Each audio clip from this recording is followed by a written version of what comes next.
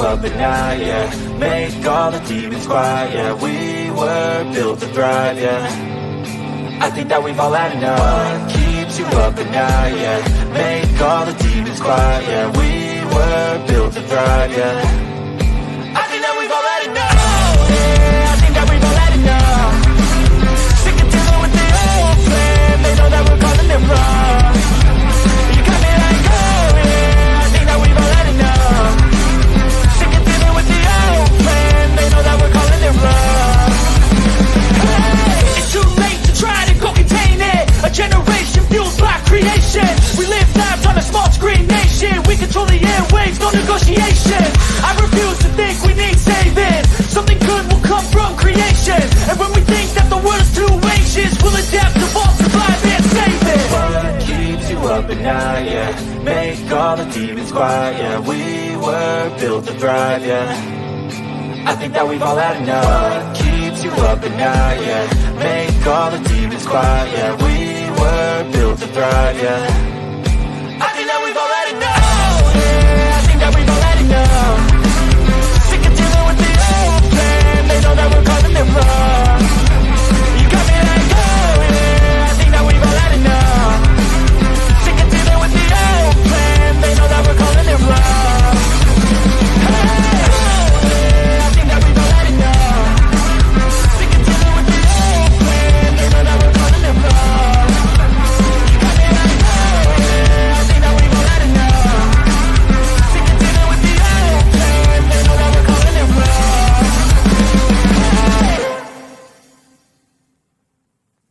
Nobody is coming to save you. Get up. Be your own hero.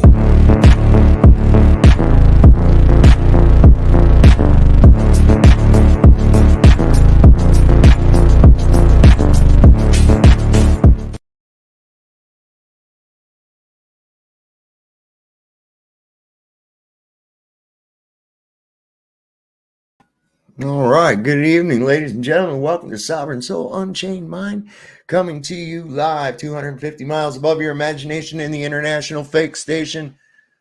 And I've got my Chinese handler, Something Wong, is behind us, and he's making sure that I toe the party line and subject your mind to dangerous information. Can't believe I'm even actually saying that with a straight face. Wow. So, wow, look at all the people in here. We got Joyce Bees with us here tonight. Saddle Bum, Shan Alki, Trip is with us tonight again too. Trip Canada. Let's see, Jake. Got Cole Styles with us. Twilight Nights. He's like the first one in, man. As soon as I hit the thing, I look and there's already in chat. This dude is like waiting.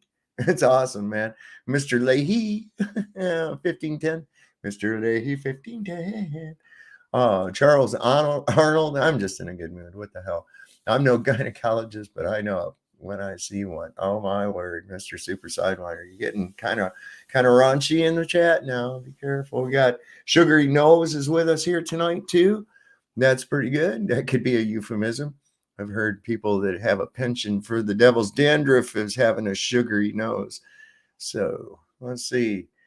There's Jehovah's lovely daughter Barbara's with us here tonight, and he's got Sean Alke. Mike Van Dyke is with us. Here we go. Smash that thumbs up. Thank you, my friend. Thank you for and that reminds me as well. Let me put my little banner that programs you so that you know to there, and we're gonna make it be a color that is gonna be noticed. We'll make it red so you pay attention to it. There you go. Yeah.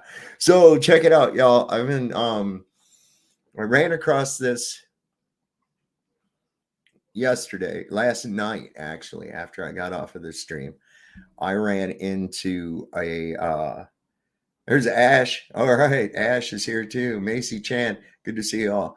So I ran into this channel that has these videos that look like they were probably made in the 70s, maybe the early 80s, and it's this kind of eccentric guy. And what's his name? Hang on a second here, because I've got the one. Julius Sumner Miller. Okay. Now, there's some of you out there I know, and my friend Austin from Melodome, they homeschool your kids. Holy cow. Are these really great demonstrations? And I want to show this guy doing a few of these. I'll give you all the link to the channel where I found these at. And like he's got one on atmospheric pressure. I want to show that to you. Another one on thermal expansion of stuff, solids. He's got another one, energy and momentum. And it's like physics demonstrations. And I found it really entertaining. And the stuff that he does is really cool. And so I thought maybe I'd share some of that with y'all tonight. Let me see. Let me pull this one up first. The one on atmospheric pressure is fantastic. I mean, they all are. I saw one on centrifugal motion and everything. I mean, he's got some really good stuff. The quality's not, of course, 5K, just based on so. You don't realize how used to that resolution that you get until you watch something old, and you really notice it. You really notice it. It's like watching it through a dirty glass or something. But anyway, let's see. Stinky Cash is here with us too. Cool. Real science, yay. Absolutely. And you know what's cool about this too? This is great because it's not going to bore you with a bunch of fucking mathematics and shit, right? The guy's just doing demonstrations and he's telling you why what you're seeing happen is why it's actually happening. And it's not boring at all. What's no longer on the balls here? I've got some gravy cooking up for the wiki right now. Wow, once I get her done, I'll share the link. That sounds good. I'm no longer on the ball. That sounds really cool. That sounds really cool. So yeah, and like I said, I've got it full screen right now, but if I don't, somebody remind me and I'll put some links to this in the chat for y'all to be able to use them yourself. I mean, these are fantastic. So I'm not going to talk them up no more. I'll let them do it for itself. I was pretty impressed with this, and I thought if you were schooling people that are just kind of don't really know a lot about physics, this is the best way to introduce things, I think. So this one right here, this is like you see as lesson 10, atmospheric pressure. I get the idea that these are designed for a scholastic purpose, but of course they wouldn't be using this anymore because they don't want the kids to do anything. I mean, they don't really want them to know anything. So here we go.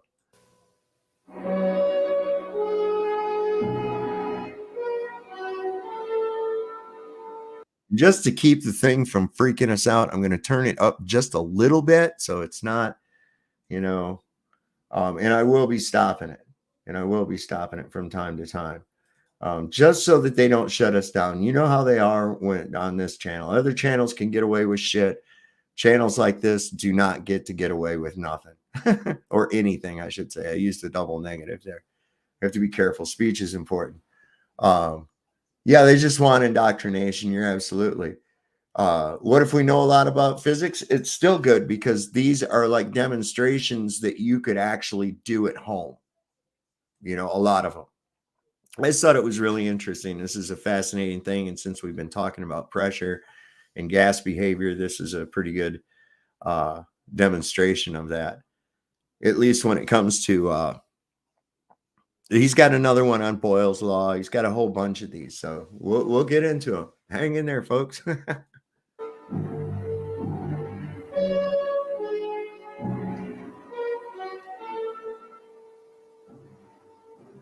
How do you do, ladies and gentlemen, and boys and girls? I'm Julius Sumner Miller, and physics is my business. And our business today has more than ordinary enchantment, and I will go at once to it. Consider the following. I have a tin can with some water in it, under which I have put a burner, so that the water has now been boiling for a time, as evidenced by the water vapor seen here condensed, and we call it steam, so that what remains in the vessel now is some water, less than before, and some water vapor. Now I'm going to take the burner away and stopper up the can, and we will witness an astonishing and absolutely astonishing thing. If we listen very carefully, we will hear a certain flexing of the can. What is happening? Some of the water vapor is condensing, the pressure is getting less in the can, and the atmosphere is taking hold. And atmospheric pressure is an astonishing thing. I will hasten the process by pouring some cold water on it. And this is an experiment you can do with absolute enchantment yourself. Here it is. I am going to take the burner away. I am going to stopper this up. I'm going to put it down here. Listen. Oh, but watch it. I'll hasten the process.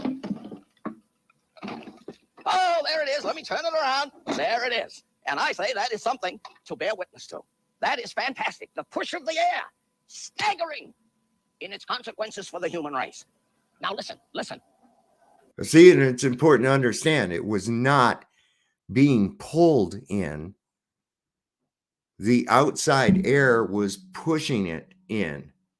You dig? Because it's wanting to fill that empty space. The water is boiling inside that can at reduced pressure at a much lower temperature than 100 degrees centigrade because the pressure inside is less than 1 atmosphere. This is fantastic. Fantastic. Let me show it to you another way. Here I have another tin can, and I'm going to connect this tin can to a vacuum pump, which permits me to pump out some of the air, and just a little of it. I could never pump it all out. If I pumped for 1,000,000 years, I couldn't get it all out. Why? Too many molecules in there. But let me...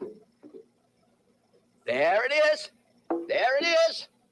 There it is. The push of the air. Staggering to witness. Staggering. Show it to you another way. Take a look at another piece of apparatus. I have a funnel. A funnel.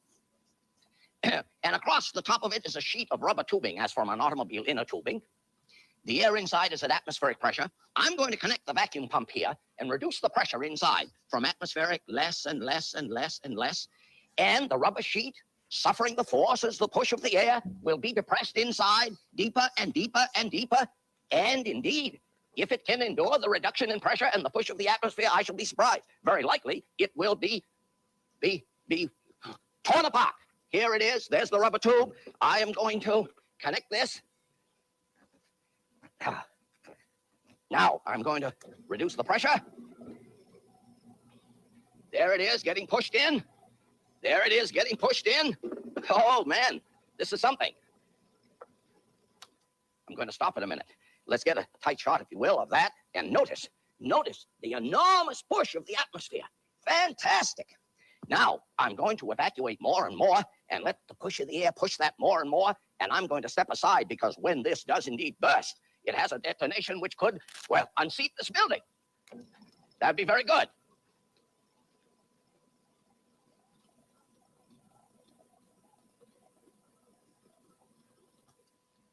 Oh, I like to do this once in a while because it adds to the drama of the matter. It adds to the drama. Oh, there it went. There it went. I hadn't expected it, really. But notice the enormous forces of the air. How enormous? Well, only about 15 pounds per square inch at sea level. Let me remind you of the consequences. The ordinary human being has about 3,000 square inches of surface. 3,000 square inches of surface. 3,000 square inches. If you skinned an ordinary human being, laid out the skin and measured the projected area, it'd be about that. On every square inch, there's about 15 pounds. 45,000 pounds is the push of the air on me. Over 20 tons. Is there any wonder why, at the end of the day, a fellow goes around all worn out, carrying that load of air? Now, to show you further the consequences, consider these things, which would...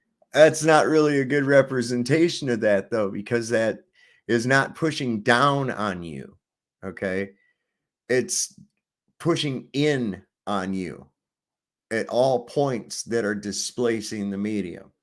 Okay, it's not pushing down on you. Nobody can show me a downward directive of gases being forced down or anything. It doesn't work like that. Okay, and we'll get into that a little bit. We need to look at sharply, acutely, circumspectly, because what is said about them is always wrong. They are called suction cups. Suction cups. And I must advise you to put the word suction out of your vocabulary. It is unacceptable. Why? Because there is no suction, no such force. What do? Let me squeeze them together, face upon face. And what have I done? I have squeezed the air out from between them. Now, why are they held together? They are held together because of the push of the air. I could compute it very readily. If, let us say, I have squeezed out all the air inside from between them, all I need to do is measure their area. Pi r square is the area of a circle. And that area in square inches times 15 pounds per square inch. Indeed, it turns out that about 300 pounds is necessary to pull these apart.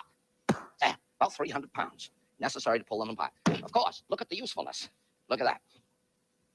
Indeed, regarding the usefulness, the next time you watch people who change big panes of glass in department store windows, you will notice the pane of glass weighs half a ton and 3-4 men carry it. How? By fixing a so-called, forgive me for the use of the language, so-called suction cups, and then they carry it around. The push of the atmosphere.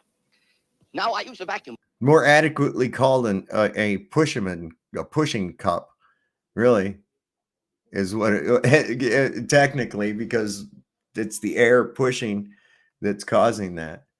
Interesting. Pump in this, and you should read about Otto von Guericke, Guericke, who in the 16th century invented the vacuum pump. And I want to show you his first one, if we can get a tight shot of that. There we are. A force created by the mass of the earth. Yeah. Okay, cool, right?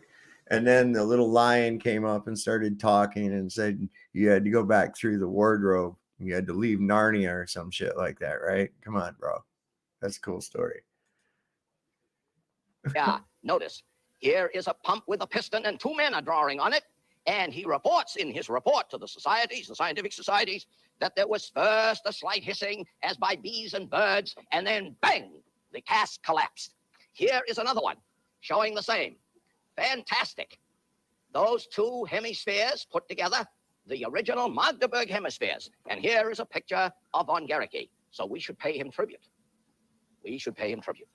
Now, I have spoken of the Magdeburg hemispheres. Let's take a look at them. Here they are in replica. 2 hemispheres made of steel, which I put closely face to face. And then I connect the vacuum pump, and the valve is open, and I take out some of the air. I take out some. Never all, could never take it all out. Then I'm going to close the valve, shut off the pump. Now I'm going to try to pull them apart. Never. Not 1 man alone. Indeed, 2 could hardly do it. So I'm going to do something. Obviously, the pressure inside is too low. The push of the atmosphere outside is too big. I'm going to do something. Watch. Listen. Listen. I'm going to open the valve instantaneously. There.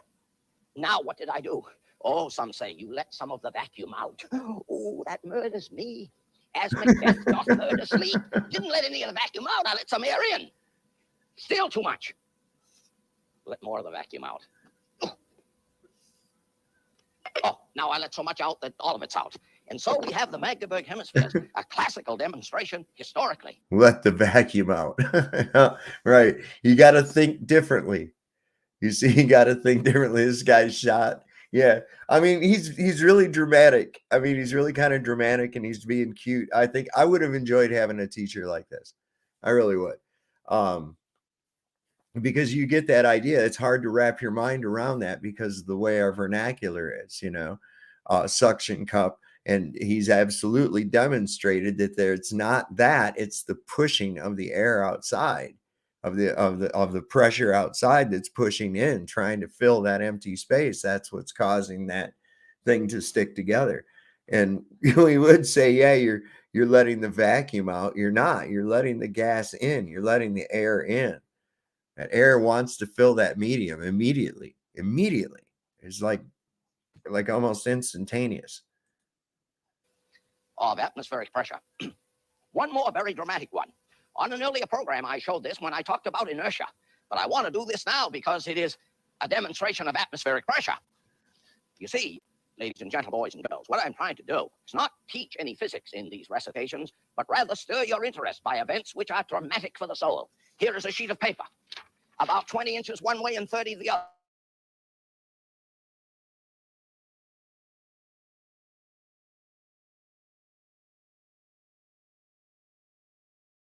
But move the weight of that air. There it is. And I say that is staggering to contemplate, the push of the air. Of what usefulness is this? Oh, well, without air, birds couldn't fly and airplanes couldn't fly. Indeed, talking about flying, here is an instrument called an altimeter, or altimeter. What does it consist of? It consists of a chamber, which is highly evacuated. I'll draw that little chamber, which is highly evacuated. Here it is, highly evacuated, and it has a lever system on it with a scale. Now, we go high into the atmosphere, air ends a little, the cover lifts up and leave on. So we get a reading of the altitude in terms of the air. It's obviously from a VHS tape, so you got to kind of put it together. Or if you wish, another use made of the atmosphere, which has so much to do with the events of weather. Here is an aneroid barometer, which has inside it exactly the same thing. The response of the chamber to increase and diminution of pressure gives rise to a reading, and I invite you to look up the word aneroid, because what does it mean? It means without, a meaning not, and neros, wet, without wetness, so it is not a mercury in glass barometer, but a dry barometer. And talking about a mercury in glass barometer, here's something you can do. Take a long glass tube about 1 meter long and fill it with mercury. It's closed at one end. This is actually a device from the 1600s. My friend Johnny, he's been on here before. He's come over to visit. He gave me one of these, and I have it, and I have to, kind of do some shit to it because it's not been taken care of. But I'm going to get it back in working order, and I'll bring that back up. There's Boston Ray. What's happening, brother? Good to see you, man. Charles Arnold here with us. Andrew's come in. We got Michelle, also known as Naikas. Hello, baby. Andrew's here. Let's see, anybody else new? Stinky Cash. What's up, brother? Co's Cohen. Yeah, it's a pushing force. That's right, Andrew. Yeah, the flag was moving because he told you because of the solar winds. What the fuck is this? I know, man. I know. They just tell you some shit. What was that bullshit that dude had last night saying that the discovery of microgravity was what they were using to develop fuel efficient cars, and that's one of the benefits of the ISS?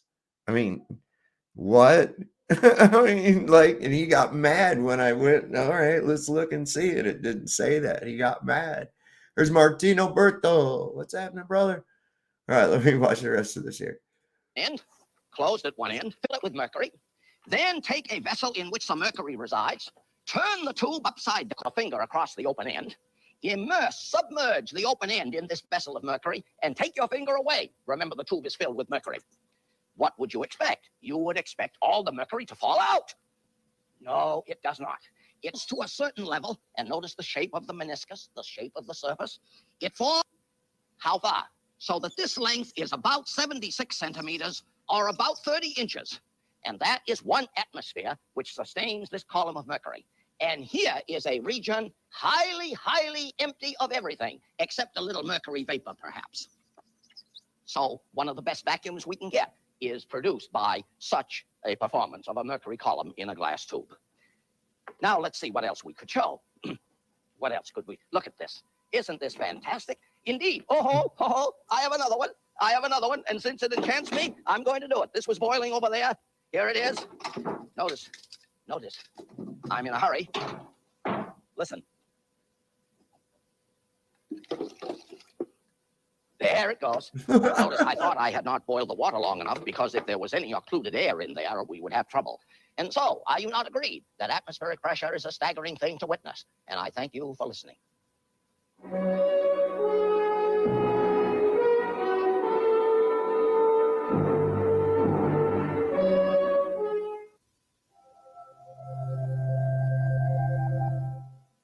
You reckon there was liquor in that glass, in that cup? Might have been. But there are no squirrels where I live. What? Gravity is merely the motion of the reference frame. Yeah, man, listen. You guys remember Martin, right? Martin was that guy with the really, really big neck that was on here. He was the one that when I asked him, I said, well, Martin, I said, how do you know that the weight is due to gravity?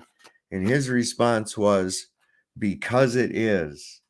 And I went, well, yeah, I guess I can't argue with that. You know, wow. Are you shitting me? Because it is. I went, wow, I can't even wrap my head around that whole thought process right there. But what I'm trying to get him into, see, he's got this idea, and a lot of them do, that there's some kind of a difference between physics due to being on a globe or a flat earth. But physics is one of the biggest reasons that I don't believe the globe, is because it totally defies some of the most basic physical principles that we live under. Um, there they are again. You hear him? Something wrong. Stop making that disgusting noise back there. Whatever you're doing, stop it. Put the Jergens away. Stop that.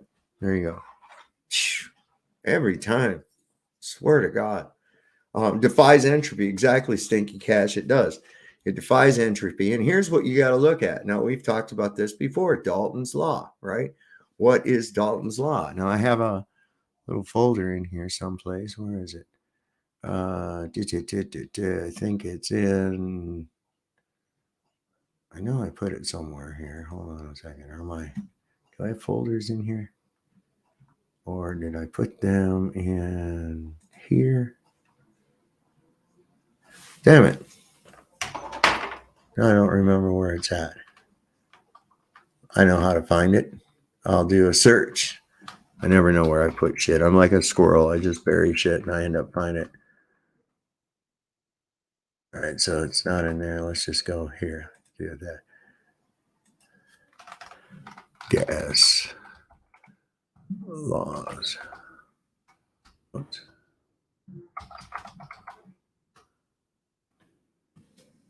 All right, so as it's finding it. Anyway, Dalton's Law says that the sum pressure, which means the total pressure that we are under, is the added together pressures of each of the gases that are in the mixture, right? So, for instance, we have nitrogen, oxygen, carbon dioxide. Have I found this damn thing yet, or is it still looking? Why is it taking so long? Maybe it's in here. It's got to be. I don't know where I fucking put that shit. I know I have a folder, and maybe it's out here. Hold on a second. It's not. Anyway, I'll just do the fucking Google thing on it. What the hell? Give me just a minute here. There's a good graphic of it. There we go.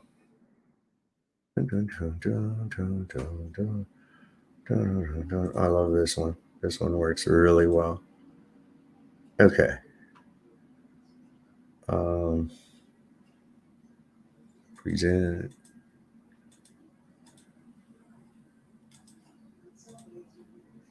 Okay. So take a look at this real quick. You see right here, this is the amount of oxygen we have right here at where we're at ground level, where all the gases are produced and exchanged. All right. We have this 3.03 oxygen, 11.32 nitrogen, 0.14 argon, 0.18 psi of H2O, right? And 0.007 of carbon dioxide. Not to mention there's dust and shit, but without the dust and everything like that, we've got these elements right here. Okay. This comes up to the sum total pressure. Now, as we rise in elevation, we start losing some of this due to temperature and the behavior that happens to gases due to temperature. And one of the things that makes it a little cooler as you go higher is that you have less of this, less and less of this in the air. Okay? That makes this go down, doesn't it? And so as you get up a little bit and due to dissipation, there's a little less of this, a little less of this, a little less of this, a little none of this. And who knows, maybe some of this, depending on where you're at in the altitude, right? This is why they could talk about these different spheres, like thermosphere and all this other dumb little layers like a jawbreaker and shit. No, it isn't. It's where some of these gases start to drop off. And it all due to their relative density to one another, but the overall pressure of these things, it doesn't mean there's none. It just means there's less, and therefore the total sum pressure is less. It has nothing to do with gravity at all. The fact that we do have any kind of pressure whatsoever or a volume of gases or atmos is due to the fact that it's contained. Now, how do we know it's contained? Because it has to be. That is the only way to obtain a volume of gases. That's it. There is no other way, because gas will expand to fill the empty space. And if there is absolutely nothing, it will still do that. It will still fill the empty space. If you think about this, if you had people say, well, look, a helium balloon will drop in a vacuum. Well, the balloon drops and the helium has no choice, but it has to go with the balloon itself. But does that mean the gas drops? No, it doesn't mean that at all, because as soon as you remove the balloon, what happens to the gas? Does it stay in a balloon shape? No, it fills immediately. Just choop, it's instantaneous. Faster than you can even blink. It just choop, goes right now. So I don't know what these people are talking about, that you having a space vacuum of some kind or another out there flying around. That's just dumber than shit. Now here we're going to start having the goddamn internet issues like the fuck they do every goddamn time I start streaming. This is getting to be a little bit much. I wonder if my thing ever did find anything. No, I guess it didn't. I'm still going to look though. I'm going to look in this PC on this drive, and I'm going to look in here and I'm going to find it. Yes. There's something. There's going to something come up. Has to. Once I find it, I'm posting it up on my, I'm tired of looking for shit, man. It's getting to be too much. You realize how much fucking new information and shit I run across every gosh dang day? It's insane. Now, what you just saw about the pressure, the reason I wanted to show you that is because it gets into your mind as to how drastic things can be altered due to how that phenomenon works, right? And then apply it to the topic at hand, to apply it to the way that our world works. Say, well, wow, how would this work on this scale, right? And this bullshit about sorry, we proved Wiki wrong last night. They're gonna have to change that. I don't care if they do or not, because despite what Wikipedia says, I know better that the pressure you feel in the air is not due to its weight from gravity at all. The reason you feel that pressure is due to the displacement. It's displacement. You're displacing that volume of fluid, and therefore you feel pressure, right? It wants to fill your empty space, just like it wants to fill the empty space of that void. Okay? That's why you feel pressure, and it's exerted on all parts of your body, just like that man said, every square inch of your body. That's why it's pounds per square inch, not pounds of downward pressure. It's even represented differently. So these fools want to talk that shit and say, yes, boobies make me smile. Just so y'all know, boobies do make me smile. So that's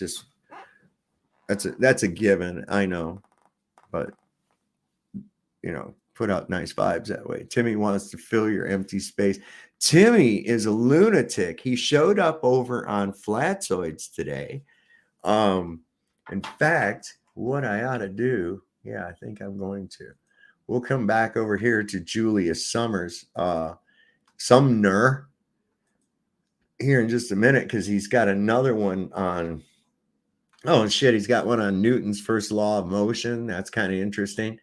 Another one, what was he explaining? Just a second. Resonance and forced vibrations. Archimedes principle. We'll look into that too, because we talk about that quite a bit, right? But real quick, I'm going to go ahead and I'm going to go over and I'm going to pull up Flatzoid. Wow, we got 96 people in here. That's awesome. I want to welcome everybody. If I haven't noticed you in the chat, oh, there's Dreamy Lynn. Dreamy Lynn, allergic to BS. Look at this now. What are we seeing? This is kind of like a transition. It's a transition. Let's see, Flatzoid's perspective. Let me get over here to his channel. I'm sitting here, I can't run my face and do this at the same time. Is this the one? Stream 3 hours. All right, hang on. Let me grab this. And he just is the unhinged weirdo that he always is every time. Let's see if I can get it up to where he's on. And I missed it live. I missed it live because I had to run up to the pizza joint up the road and get some subs for me and the old lady, right? And I come back and Leanne was like, oh, that dude was just now. Well, she thought because, okay, and here's the thing. A lot of people think this. When you see restream up in the corner, it doesn't mean necessarily that it's a restream of a past live. Restream is kind of like this, like StreamYard, okay? She thought it meant it was a restream, and she went to looking for a movie and shit. And she goes, that guy came on Flatzoids and shit while you're gone. I was like, what? And so by the time I got back, he'd been off. But I'm going to find it, and we can check that out together because that guy's a lunatic, man. For real. Flatzoid had some great stuff on there. Some shit from Wolfie trying to show about Coriolis effect and Flatzoid having to correct him, which happens often, I notice. Let's see. I'm getting up there. I can't remember what the time period was that he came on. I'm going to find it, though. Our good friend Timmy. That guy, he's a fruitcake, man. Let's see. It might have been ways up here. Oh, come on, man.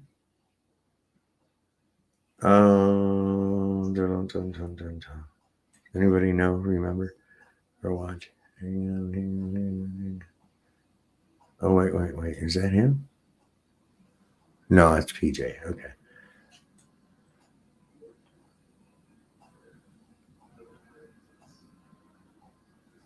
Yeah, I'm close. Okay, I'm close. Okay, here's where he came on. And he came on as Globe Earther Bob. Tell me how pathetic that is. He came on as Globe Earth Bob. Check the demonstration with the helium balloon in the moving reference frame, a car or van. It shows the direction of motion. Yeah, I have that video, Andrew. I'll bring that up here in just a little bit. I have a video of that. Absolutely. It's really cool. Yeah.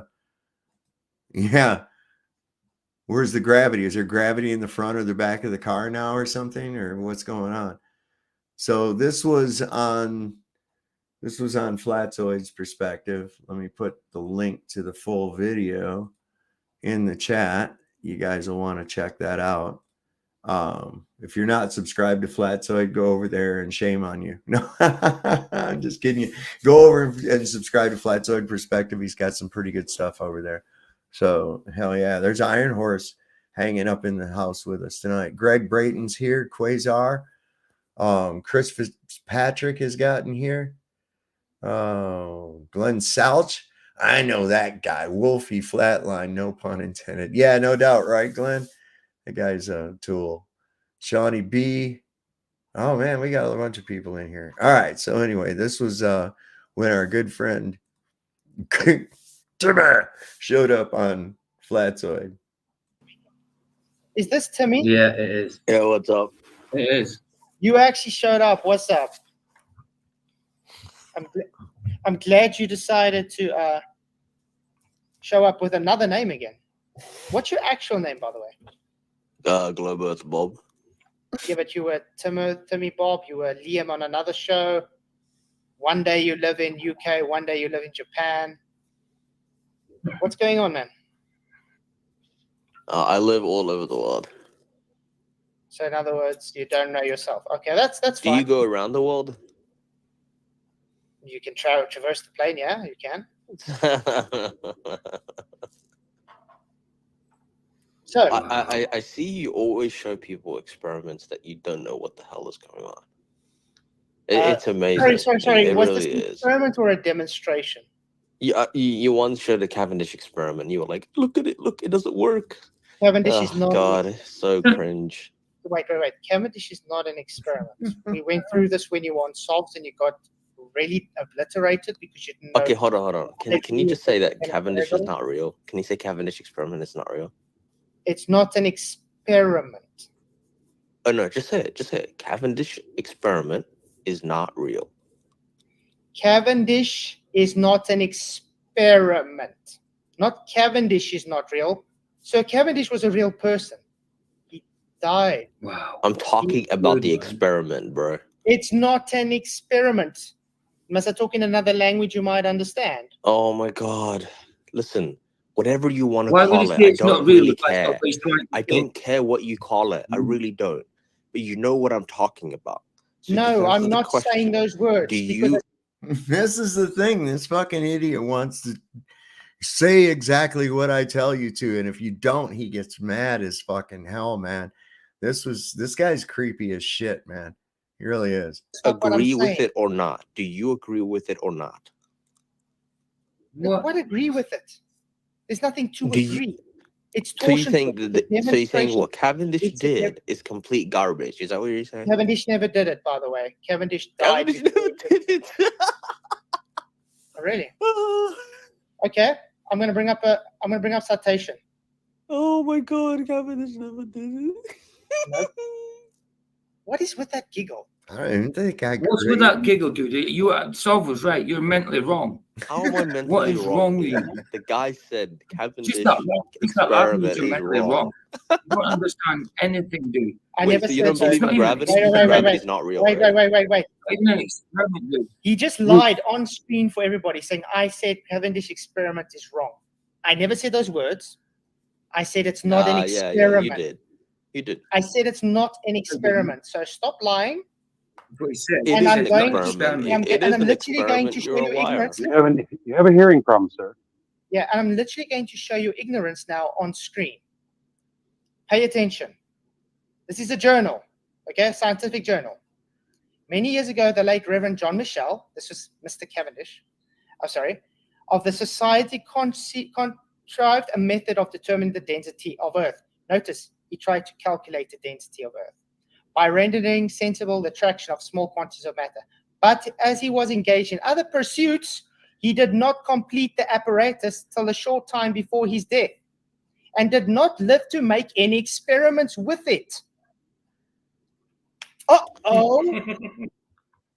After his death, the apparatus came to Reverend Francis John Hyde Wilsonton, Jacksonian professor at Cambridge, who, not having conventions for making experiments with it in the manner he could wish, was so good as to give it to me. Oh boy, did Cavendish do the experiment? Wow, Flatoid. You fucking wrecked him with that right there. That wrecks it up for all of them. Because how many of these idiots come up there going, oh, Cavendish, and I'm like, Cavendish, baking dish, what the fuck? It's all the same. You guys you have to go, what? And they hang on to this like it means something, Oh my God. No, he actually did complete his experiment. I just gave you scientific journal saying he did not. No, what you did is you cherry picked. We know he completed the experiment in 1798. He Bring your completed it. citation. He completed the Bring your experiment. citation. Give citation to He just showed a scientific fucking journal that said that the guy never did the fucking thing. I mean, it's like, what? What? For your claim, I just brought a citation from a scientific journal saying he died. No, that's because not a of scientific malady. journal. That's just garbage. Bring your Okay. citation. In fact, you can look at Cavendish. He wrote I don't want to listen to a story. he wrote a transaction to bring- the Philosophical listen Transactions of the to me Royal mo- Society of le- London. His answer is not. Okay, I'm muting him. Listen to me nicely, Timmy. This is my show. You making a claim. I brought up a citation. You bring your citation. It's as simple as that. If you're going to bring your citation or not. Yeah, dude, why are you obsessed with citation? Just take my word. No, I don't take your word. Because listen, there's nothing to take word on. You have been You don't shown. got nothing. First of all, Okay, I don't really care. Listen, the You- point is, listen. do you acknowledge the experiment? Yes or no? it's not an experiment. You flippant Okay, idiotic whatever you want to moron. call it, I don't care. Do you accept the two metal bars and the attraction they cause, There is or no not? attraction. Okay, so you don't accept it. There is. You know what is Dude, actually. why can't you just answer know the what's question? actually Do you measured in the accept it or apparatus? not? You know what's actually measured in the apparatus? Oh my lord.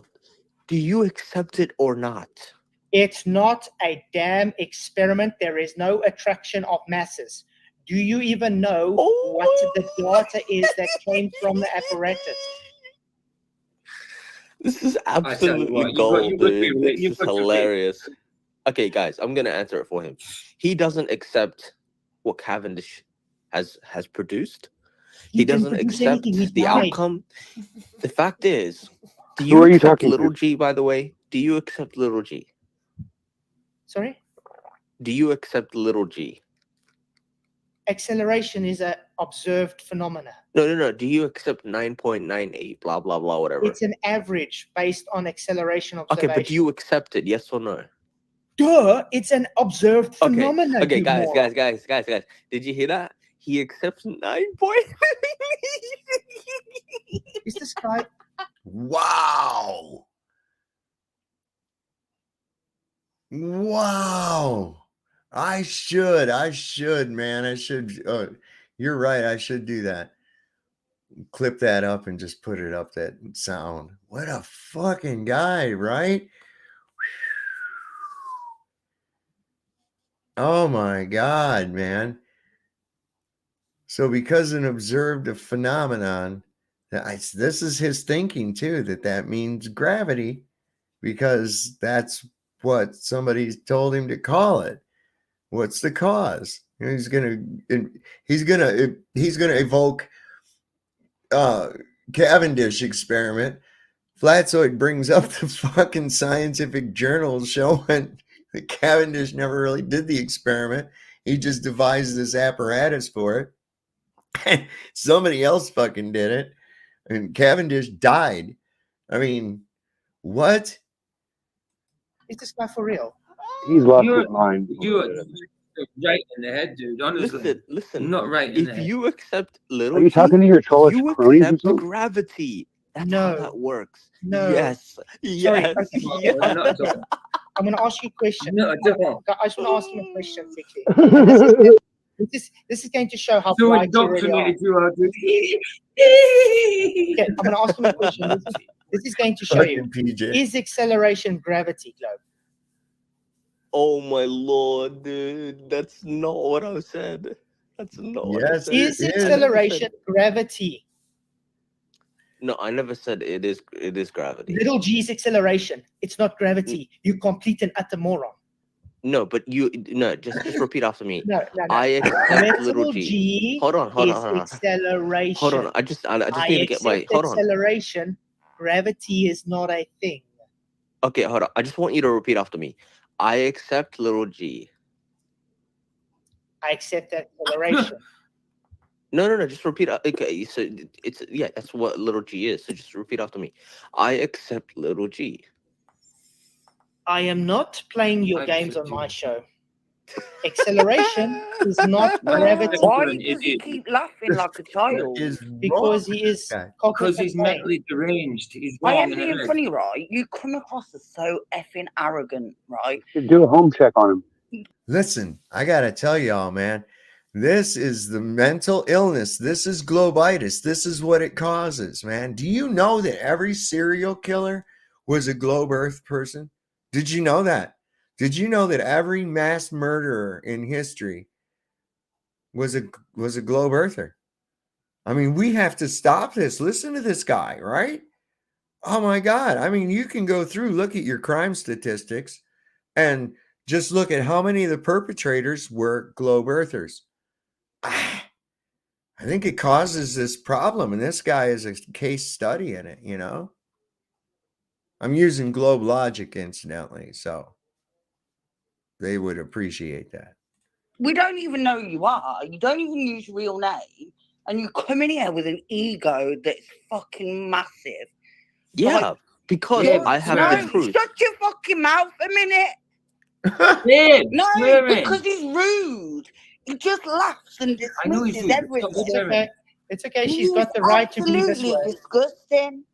You are literally the worst piece of shite I have ever seen on YouTube. I watched that premiere yesterday and I was disgusted. Your mother needs to wash your filthy mouth out. It is vile. All I'm going to say is, if you don't shut up and listen to them, stop dismissing it. You think you're fucking something. You ain't nothing, mate. You're just a sad little troll sat in your dirty little room with all your crusty fucking socks. Fuck I off. have, Right. I have another question. I have another question for him. He apparently you claim to be a Wait, so a, she a came in here teacher. just to badmouth me. Wait, Wow. wait. Tim or whatever your name Yes, is. you did. Yeah, yes, you did. Bob. Okay. Don't you claim to be a educator, a teacher? Absolutely. Is this the demeanor of any educator as anybody ever seen in society? Never. I'm sorry, I call you bullshit. No, because obviously there's professional standards. I'd fire you. Sorry, my buttocks has more professional standards than you, mate. Bro, listen. Yeah. You guys, this is what you guys are promoting, right? You guys are promoting 1 + 1 = 3. No, we Why don't. wouldn't 1 + I 1 laugh at = that? 2. If I saw somebody saying 1 + 1 = 3, I'm laughing at them. I'm laughing at them all day. Okay? First of all, Because that is the most stupidest thing I've heard all night. okay. First of all, it's not stupidest; it's dumber. Okay, you are dumber than. Yeah. Oh, okay. so you're saying 99% of scientists are dumb? Is that what you're saying? No, I'm saying you are dumber than the 99% of dumbest scientists believe in people I have gravity. spoken to on the internet. Literally. And believe me when I say that's dumb, because you get people like Sean Hawkins that is able to even tie his own shoelaces. Now, okay. Oh, dude. Yeah. Okay, so I'm going to ask you again. Is acceleration gravity? Yes. Is it? Yes. So if I accelerate the car, that's gravity. Gravitational acceleration. You do know you've just and I'm proven going to be to honest everybody. with you guys. Whoa, I'm whoa, going to be whoa. honest with you guys. You've just proven to everybody you are an educator's arse. You're not an educator. You don't understand physics. You don't know anything. You're literally just trolling my channel. You also are a waste of time. Yeah, because he said that gravity was acceleration. And Flats was going to ask him, well, so what about if I accelerate in the car? Is that gravity too? Right? And he's like, well, it's acceleration due to gravity. Well, you just contradicted yourself, right? So it's not gravity. It's acceleration due to you assuming that it's gravity. That doesn't mean that it exists. What the fuck? Because Acceleration is not how gravity. you can have 1 you're + 1 scared. = 3. You're scared to debate because you know you're being debunked. You're in here right now. Listen, you can't say you accept little g and then also say gravity doesn't exist. That's a contradiction. Gravity Okay? is not acceleration. If you accept 9.98, you accept gravity. Congratulations, buddy. No, I don't. Congratulations. No, I don't. Congratulations. It's not gravity. And you also said that you don't accept Cavendish's work, right? It's not an experiment. When It did I is a changed the word to demonstration. work Listen, so that you listen. don't get triggered by it, all right? You twist words to what you want to hear. Selective hearing. You're an idiot, dude. An absolute idiot. I've muted him again so I can make my point across. See, I haven't seen this. I didn't get to see this part. I when I came back from the store, it was done. And I was like, God, dude, this guy is so fucking funny, man. But I'm liking, it's like, what in the fuck is this guy going on about? And this is the thing, I run into this on all over the place. And I wonder, is it, do they really believe that? They really believe that that little g, because they called and observed the phenomenon, a little g, that makes gravity real. That's what the fuck is going on with these people and what they think. I mean, it's insane. I'm only going to play it up till I don't think he lasted on here very long. I wasn't really gone very long. So I don't think he was on here very long, but I just want to, so I can be caught up. We can all be caught up on it and just check out what's going on here. There's that little thing about my internet signal again. Motherfuckers. Swear to God. Timmy, try understand. Listen, use these things called ears. Okay? Use them. Cavendish is not an experiment. You can't even give me the variables needed to claim it as an experiment. Cavendish didn't even use this apparatus. He died before, and I showed you scientific validation paper that you were wrong. Again, acceleration is also not gravity. Acceleration's a thing. Now, Cavendish wanted to calculate the density of the Earth. What he got out of the apparatus simply was the measurement of torsion twist, literal physics based on torsion and torque. Now you may talk, but you're going to talk by answering me. Is gravity acceleration? And if you're claiming yes again, I want citation for that, please. Effed Up World, don't worry. He pops up on here again. I'm not bringing him back up on this fucking show. No way. No way. No way. He's already shown what he is and everything else. There's no reason to even talk to that fucking idiot. I mean, come on, this guy. Listen to the backwards talking he does. I mean, for real, Effed Up World. Think about this guy, man. There you go. No, this is what he said, What they guys. believe. Everyone in the chat, everyone in this call right now, he says he accepts 9.98. Where do you think we get 9.98 from? Where do you think we get little g from? Dude, are you like you know deaf or what's you know something? what's inside little g? Don't listen. I'll tell you. Don't Hold listen, on. dude. I'll tell I you, said right? get selective What's hearing. So inside arrogant that you little don't g? even listen to what anyone Hold on, says, be and you just quiet have and to let me cut. No, respond. no, you Let me shut up. respond. No, No, you I've muted use him again. I've muted him again because he's literally not answering a question I asked him. I asked him a very simple question. The moron doesn't understand acceleration is not gravity.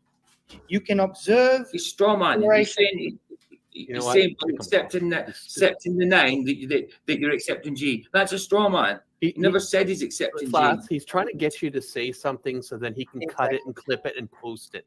That's all Exactly. he's trying to do, because he's just an arrogant little bugger that likes to post things of people saying wrong things and see look what he said, and then they take it out of context, which But you've you know what? probably already done for Sov. Yeah, that's what he said he was going to do to me, and I don't give a shit. Go ahead. There's some other little turd out there makes another fucking videos about me and shit. I think Sean Hawkins is still making videos about me. I don't give a shit. Do whatever you want. Do whatever you want. Don't bother me none. I'm doing just fine. Damn it. And But he's you know still what? talking even though he's muted. Like, You that's know how what's funny retarded he now? is. You know what's funny? All the trolls that's going to clip and say, oh, he's got an echo chamber, he's muting him when he talks. I'm sorry. If Yeah. a person can come in, lie on stream constantly, won't actually just answer damn question, refuses to even, how can I put this? I want to misrepresent someone, I will mute them. Because that guy is a disgusting, dishonest cunt. Okay. I'm going to mute him again, and I'm going to try again. One last Amen. time. I'm for that. Yeah, one last time to me. Exactly. Who is Sean Hawkins, right? Imagine, if you will, a crackhead in a trailer with a cell phone. Is acceleration Is the Sean gravity? Hawkins zone. If you're saying yes, I want citation for that, please. Don't misrepresent what I say. Just answer the question and give citation. That's it. There we go. You answered my question. You answered my question. You said This is 9.98. my channel. I accept This is my 9.98. channel. He's just, You just don't tell gonna me talk. what to do on my channel, mate. No, I can do whatever I want to do. Oh, Okay. really? Oh wow. Really? Oh, you can do what you want. I can do what I want to. Oh, he's This guy, entitled, isn't he? And what the fuck is his deal, man? Think about this. And he's really gotten it. I don't know where he even came from. Where the fuck did this guy even come from, do you reckon? Somebody sent him to us, man. Somebody had to have sent him to us. Ooh, 88. You got 88 people watching. It's space and time. That's the number, baby. 88 miles. Come here. entitled little shit. Listen, you said 9.98 is you accept it. So that means you accept gravity. That's all I No, need I to don't. say. No, I Wow. Do don't. you accept 9.98? I don't accept gravity. No. Acceleration Do is you not accept gravity. 9.98? Is little g gravity? Dude, why are you scared, man? Just say yes Is or no. little g gravity? Do you accept 9.98? It's not gravity. Okay, you already said it. I would have said no. I accept 32 feet per second per second. Oh, what? It's the same thing, but I fuck him up with them American measurements, bitch. I can It's an rewind it. I can oxymoron. rewind the clip. I can Is rewind the clip. he- You said I accept 9.98. You said it. If you Is accept little g 9.98, Is little g you gravity? accept gravity. Is little g gravity? No, I'm talking about. No, you're not. Little No, g's that's not not. I'm not gravity. responding So to that go and question. pick that. I'm not responding What to I that think of- question. What I'm trying to say is Swirl it this: around. if swirl it you around. Because you know you don't know anything about it. 9.98, Woo! if right, you man, accept 'cause- 9.98, you indirectly No, I accept don't. gravity. I don't. Period. Period. Okay, how did they get 9.8? And by the way, 9.98 is from the Oh my Cavendish God, you're so experiment. stupid. It's How did they literally get? You are there is so a dumb. component You within are so dumb. 9.98. You're There is a How- complete shut the moron. hell up so I can respond. You're stupid. Okay, Please that's post your degree, sir. You I've are an muted him absolute again. idiot. This guy overtalks us constantly, wants to demote to me what I should say on my channel, wants to misrepresent what I say, has an absolute no knowledge on the subject whatsoever, and wants to project ignorance onto us.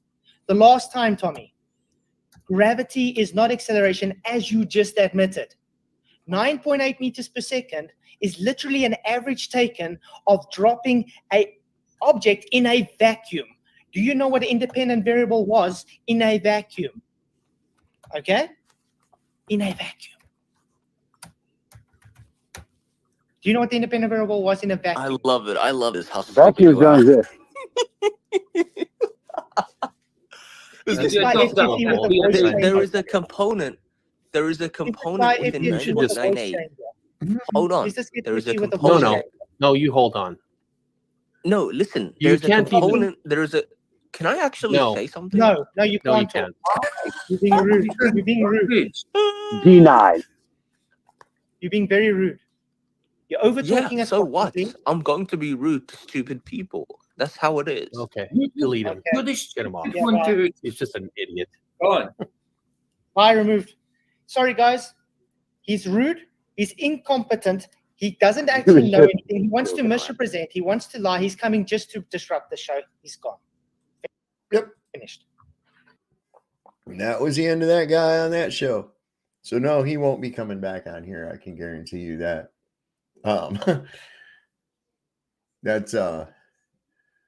That's not gonna happen. That's not gonna happen. I'm looking for another one of those Julius Sumner. And he was looking at which one was it?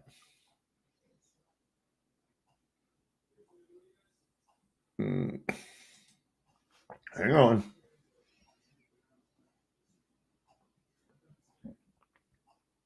Yeah. I wanted to get into this one. Adventures into Bernoulli. Who was Bernoulli? Let's find out first. Let's see.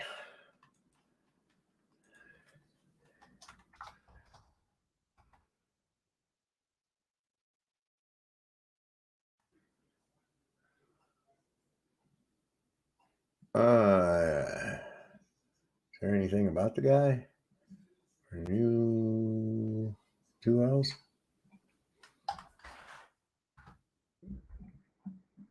Got Bernoulli's principle. Here he is. Daniel Bernoulli. Let's read this together, shall we, folks? Let's see what we find out about this character. All right? Y'all see that? Should I make it bigger? Okay. There we go.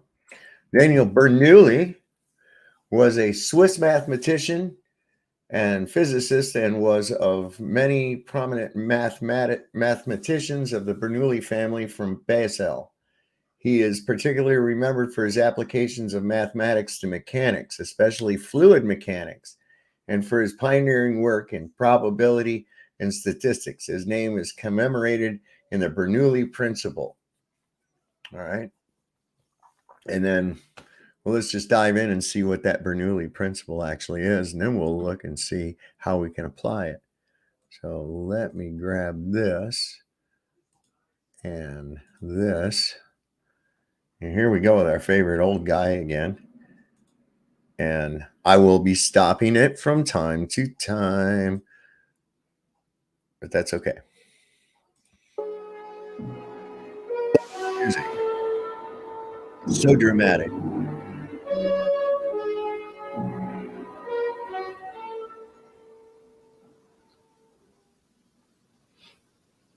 How do you do, ladies and gentlemen, and boys and girls? I'm Julius Sumner Miller, and physics is my business. And my business today has most uncommon enchantment. And of all the things I like to do, of which there are hundreds in this business of demonstrations, this indeed enchants my soul the most. It has to do with the principle of Bernoulli. Bernoulli. Bernoulli. And I urge you to go and read about the Bernoullis, because they were an uncommon family. 120 of them, all geniuses, unlike anything in the history of the humankind. The best that we've ever had are the Bachs in music, and there were only at most 24 of those. But can you imagine over 100 people named Bernoulli, all geniuses, not one an ordinary man? Now I will recite to you quickly and passingly. Which makes me wonder, were they real? You know? That many fucking geniuses in one family? Really? Come on, y'all. The principles lying herein, these demonstrations, which you can read about in your books. First, we learn from Bernoulli that when a moving fluid like air encounters a constriction, that is a narrow space, the velocity increases. So as we say, the velocity is increased in a constriction. One other principle emerges from a study of Bernoulli, and that is that the pressure in a constriction diminishes, or goes down. So we have these two principles. Velocity increases, pressure diminishes in a constriction. And now I'm going to show you an abundance, an array of experiments, demonstrations that reveal this. Consider the following. Why an airplane can fly, says Bernoulli. He explains why. Why a ball can be thrown in a curve. Why a chimney has a good draft. Why a bird can soar. Why a boomerang, whatever it does, boomerangs. All of these things can be accounted for in terms of Bernoulli's principle. Here is a magazine opened so that the pages are curved in this way. And now I'm going to blow a stream of air against the inner edge of these pages. One would think that they would be pushed down by the push of the air. But no, watch. Watch. Well, the page was lifted up. There it is. Now that airplane wing has some flutter, which we don't want, of course, in a real airplane wing. But the air going over the top gave rise to a diminution in pressure, and the atmosphere below lifted the page up. Consider another of the same.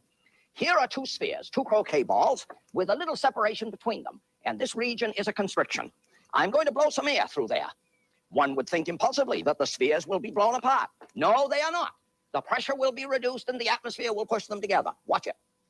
There they are, pushed together by the greater atmospheric pressure on the outside. Now, of what consequence is this? Well, very important indeed, because if two ships pass, let us say, two ships passing on the sea, if they pass too close to one another, the pressure is reduced between them and they could be made to collide and break apart. Here is another, very dramatic, my chimney effect. Here I have a chimney. You remember a requirement of our work together is imagination. So I could, of course, draw the picture of my house and my chimney, and there's the fireplace in my house. Now, why does my chimney have a good draft? it has a good draft if there is a stout wind blowing across the top of the chimney.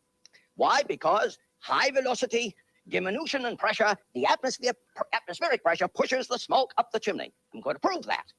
Here is my fireplace. My fireplace is a vessel with some puffed rice. Here is the chimney. I'm going to blow a sharp stream of air across the top. The pressure will be reduced here in this region. The reduction in pressure will be felt in the tube, and the atmosphere will push it up. Watch it. There it is. My chimney has an extraordinarily good draft. Watch it. There it is. I say that's a terrific chimney. Now, here's one that's even better still. Here's a funnel, and I'm going to put some puffed rice in that funnel, and then I'm going to blow some air through that funnel just to show you that air is blowing out of that funnel. Watch it now. Oh, well, of course, there it is. Sure, the puffed rice couldn't have come out unless I blew it out. Now I'm going to put a ping pong ball in there. There it is. Now I'm going to blow that ping pong ball out. Watch it. Indeed. Somebody says, oh, he's got it stuck in there by magnets or something. No, no. I will dispose of it as quickly as I can with the following remark. Here it is. Here it is. Here is the funnel. There is the ball. Here is the air. The ball fits in the funnel very snugly, and these regions right here are constrictions, and when the air passes in there, it has a high velocity and a reduction in pressure, and the atmosphere holds the ball up. Indeed, this principle of Bernoulli is why an atomizer works. You know what an atomizer is. An atomizer is a tube that resides in a vessel, and here is some liquid, and here is a tube across here, and here is a bulb, and you squeeze the bulb, air rushes across, there is a reduction in pressure, the atmosphere pushes the liquid up, and then the liquid is caught in the airstream and comes out there. I have often thought that the reason that's called an atomizer is because little atoms of the liquid come out there. Don't you like that idea, little atoms? Now, here is an atomizer, and spray would come out there. Now, I'm going to show you an atomizer on large scale. Watch it. This is fantastic. I don't know. What do you guys think? This guy's got some pretty cool demonstrations. I mean, does it give you an idea so that you understand some of these principles? I mean, I think it's pretty cool, really. He's gonna die with those diagrams. Yeah. Well, he's just like I don't know. He seems like a pretty eccentric guy. He really seems like somebody who's really into what he believes, you know, into what or not what he believes, but what he's showing you, you know. And I think this is some good stuff, man. I think this is good ways to get people to understand some of these principles. Here is a tin can, and here is a tube, quite like that one residing in the atomizer. And I'm going to blow a stream of air through this tube. There will be a reduction of pressure in the... Okay, I want to know why this motherfucker got so many paint thinner cans, man. What's going on? Dude's probably got a meth lab somewhere. Yeah, he's like that Breaking Bad guy, right? He knows all this shit, so he's cooking up meth while he's doing science videos and shit, right? The tin can. And now what will the atmosphere do if the can has less pressure inside? The atmosphere will collapse it because it is enormously strong. Watch it. Watch. There it is. There it is. I tell you, that's terrific. It's so terrific, I'm going to do it again with another one. There's another one. He's really excited about it, Well, man. if I like it, I'm going to do it twice. I may do it 3-4 times. Watch it. Oh, look at that. Well, that's 2 times, and I'm going to do it once more. Once more. Why? Because I like it. Watch. Whoop, whoop. Whoop. Oh, there it is. Notice, there it is. Wait. There it is. There it is. And I tell you, that's terrific. That's fantastic. Now, pressure reduced in a constriction, velocity increased. Consider a consequence. Flag. United States flag, Australian flag. Why does a flag flutter? Bernoulli. Have you not heard sometimes your Venetian blinds chatter? Bernoulli. The air blowing across the top of the shutter gives rise to a reduction in pressure. The shutter is lifted up. Now, because of its springiness and its inertia, it falls back, and so it oscillates. And I'll tell you how powerful an instrument Bernoulli's principle is. Some years ago, a bridge way up in northern Washington collapsed because of the effect of Bernoulli's principle, because of the role Bernoulli played. Now we got something wonderful. Terrific. Oh, why is it terrific? Because you would not believe it. Here it is. Supposing I had... He's almost like the physics equivalent of you. But wait, there's more. He's like the Billy Mays of physics right now. He's like, oh, if you think that's fantastic, watch this, you know? And it's like, all right, how much would you pay? Don't answer. Watch this shit. A tube, and I drove a stream of air up here, and I had a ball right at the top, vertically above the blowing air. You would say if the ball stays there, it's because the air pushes up and the ball pushes down, and when they are equal, the ball stays there. And that would be correct.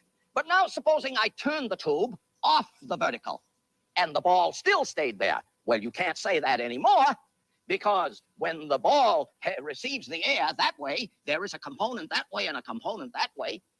That one may hold up the ball, but this one should drive it away. But I'm going to show you that it doesn't. Watch it. Oh, oh, little trouble.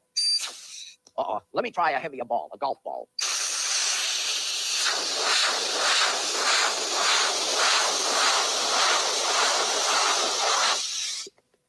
And I call to your attention a very significant feature of this. The ball was spinning.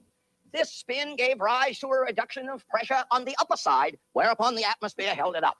Let's take a big one like this. Styrofoam ball. Watch it. I hope we have air enough. Watch.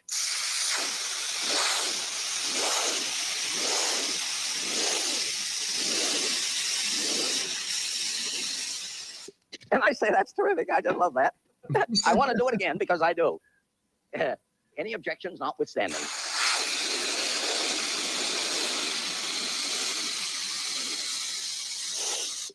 Question, could I get that ball on the horizontal? That's a good one to explore.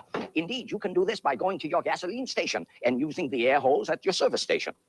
Let me do it again with a golf ball, which is quite heavy. Golf ball, quite heavy. Oops, little trouble.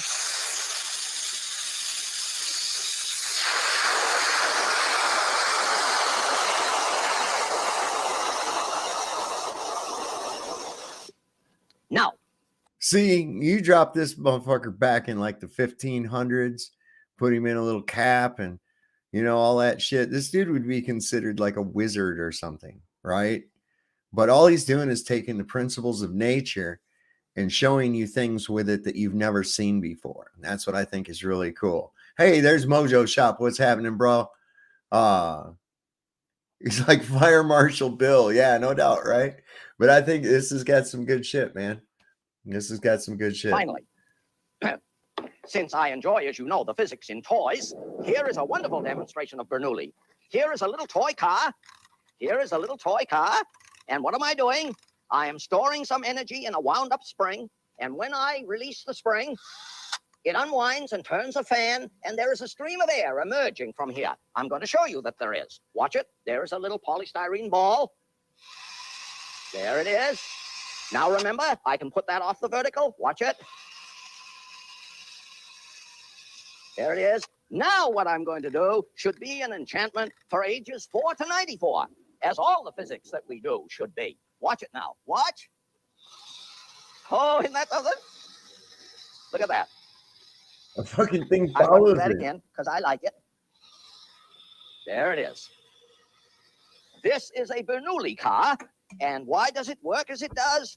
Because, one, there is a push of the air, a high velocity on one side of the ball, which gives rise to a diminution in pressure, and thereby the atmospheric below holds it up.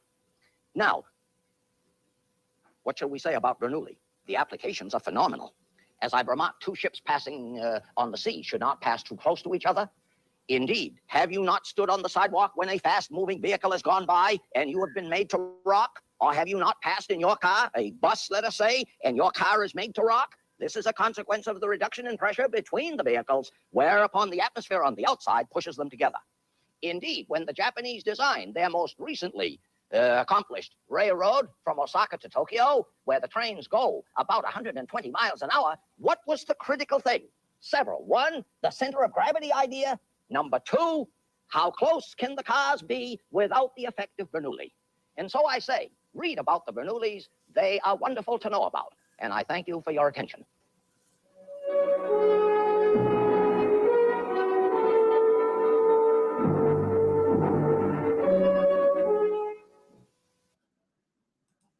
So it's kind of cool. I mean, did anybody learn? If you learned something new from that video, put a 1 in the chat. You You know, I mean, how many of you knew about that with ships? If they pass too close to one another, they can be drawn together.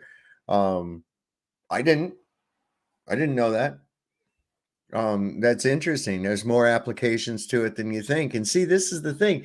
That guy made it interesting and gave you a lot of information in one little, what was it, 10-minute video, 14 minutes, you know? And there was a lot there. You picked it up. If you're interested, you can explore more with it. And, you know, physics are interesting. And this is once you start understanding some of these principles of physics, these guys love to come out here as Globers and say, you don't understand physics. Wait a second. Are you talking about actual physics or theoretical physics? Because theoretical physics is not real physics. Okay. That's like saying, well, if a frog had wings, you know, well, a frog doesn't fucking have wings. So physics actually deals with what is, not what ifs. And so, half hour with ads to make toast, right? But I mean, you know, these are just some of the things, and like that one links to a bunch more different videos on the Bernoulli principle. And of course, I should go ahead and do that now. Let me see if I can do that real quick if I haven't already. I want to put a link to that guy's channel that has all these. Wait, how do I do this? I want to go here. And I want to go to this. There we go. And I'm going to go back from that one. He's got, and keep that open because we might just catch another one of those. I'm finding them pretty fascinating. I'm going to put this just a second here. Content, lives, edit. Let me put this in here. Control V. Okay, and that guy's name is what? Julius Sumner Miller.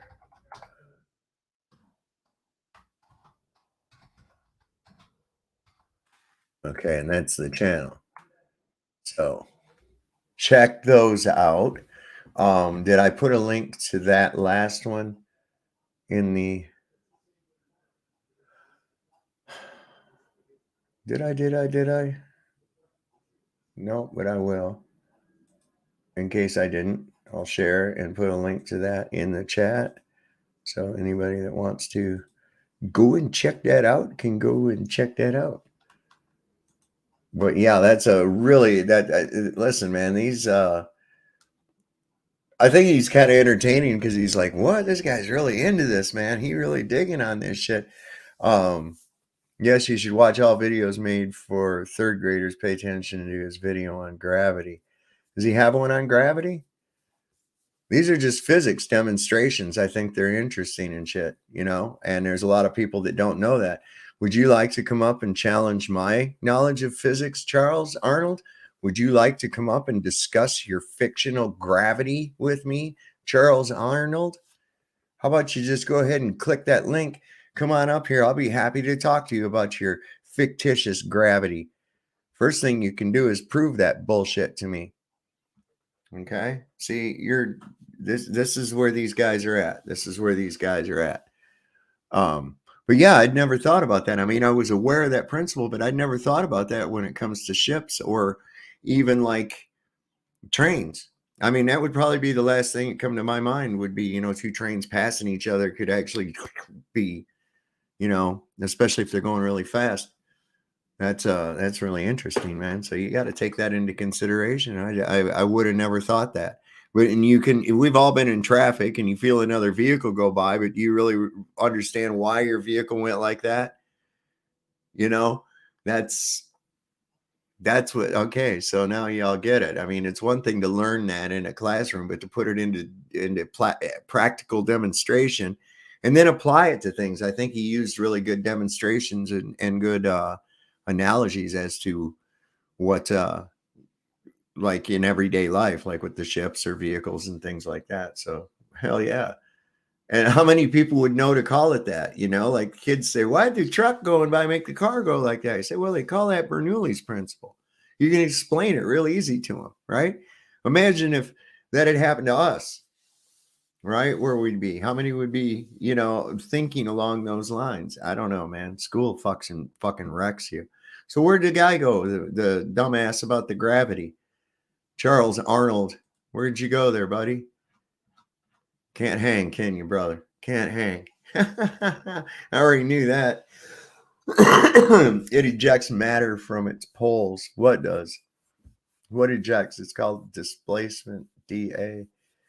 Even when we lose a planet to the void, we don't lose any planets in a void or any other such nonsense. What are you talking about?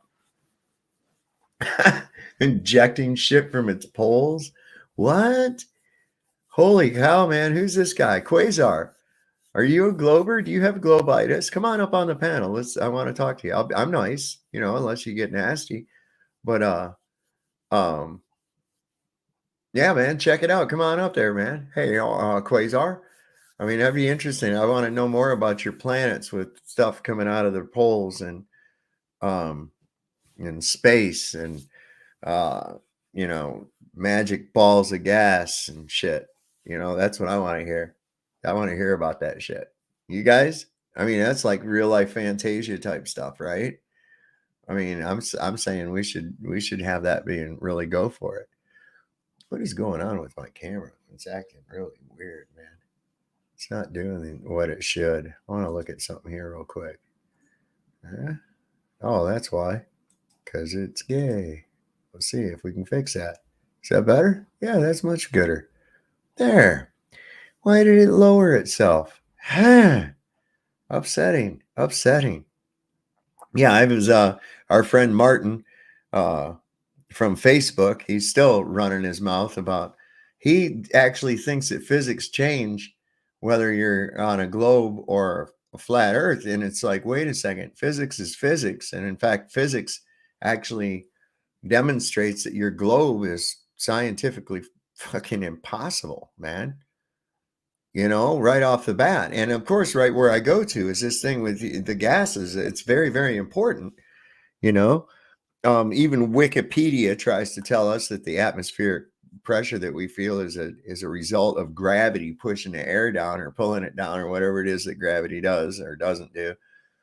And we know that that's not the case. We know that it's due to displacement. I mean, if gravity is causing the air pressure, then how do they have air pressure on the fucking ISS? Is it a different kind of pressure there than it is here? Why don't you just go ahead and stand on the part that faces the earth and let the gravity just hold the fucking air there, right? Should do just fine. Don't even need the skin on it or nothing. Just let the air stick there because the gravity of the earth is pulling it. If it gets a hole in it, where's the air going to go? It's going to go right to earth. It's going to suck. It's going to gravity going to pull it right out of space and it's going to go right down to the fucking earth, right? Yeah, they have to for a spinning water ball. That's right. That's why he said physics change. Physics don't change. Physics is physics. And, as soon as I say, well, all right, here's my flat earth physics, if you want to hear about it. I said, it is impossible to have it is impossible to have an air pressure without a volume of air. A volume of air is not possible without a container. Okay. Can you dispute that? And of course, they're going to yell gravity. And it's like, okay, well, show me a downward acceleration of air due to gravity. Show me that the atmospheric pressure that I'm feeling is in a downward vector and not on every square inch of my body, as would be suggested by the reading per square inch. These idiots with their idea of a column of air, there's no column of air. Okay. You're not succumbing to the weight. In fact, we've shown that several times that when something is in a vacuum chamber on a scale and we remove the air, the weight of the object increases. How could that be if I've removed mass from the fucking chamber? How could the weight increase if I've removed mass from the fucking chamber. It doesn't make any damn sense at all. Right there should be indication that, well, I guess that shit's not true, right? Yeah, Google says we landed on the moon too. It says a man can get pregnant too. So, I mean, what the fuck are we listening to Google for? For real. I mean, wow.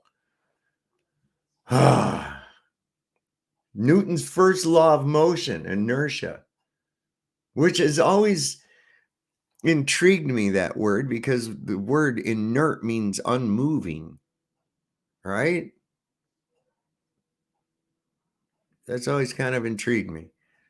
The world has gone mad. Yeah. And this is part of it. We saw on there acting like a fool.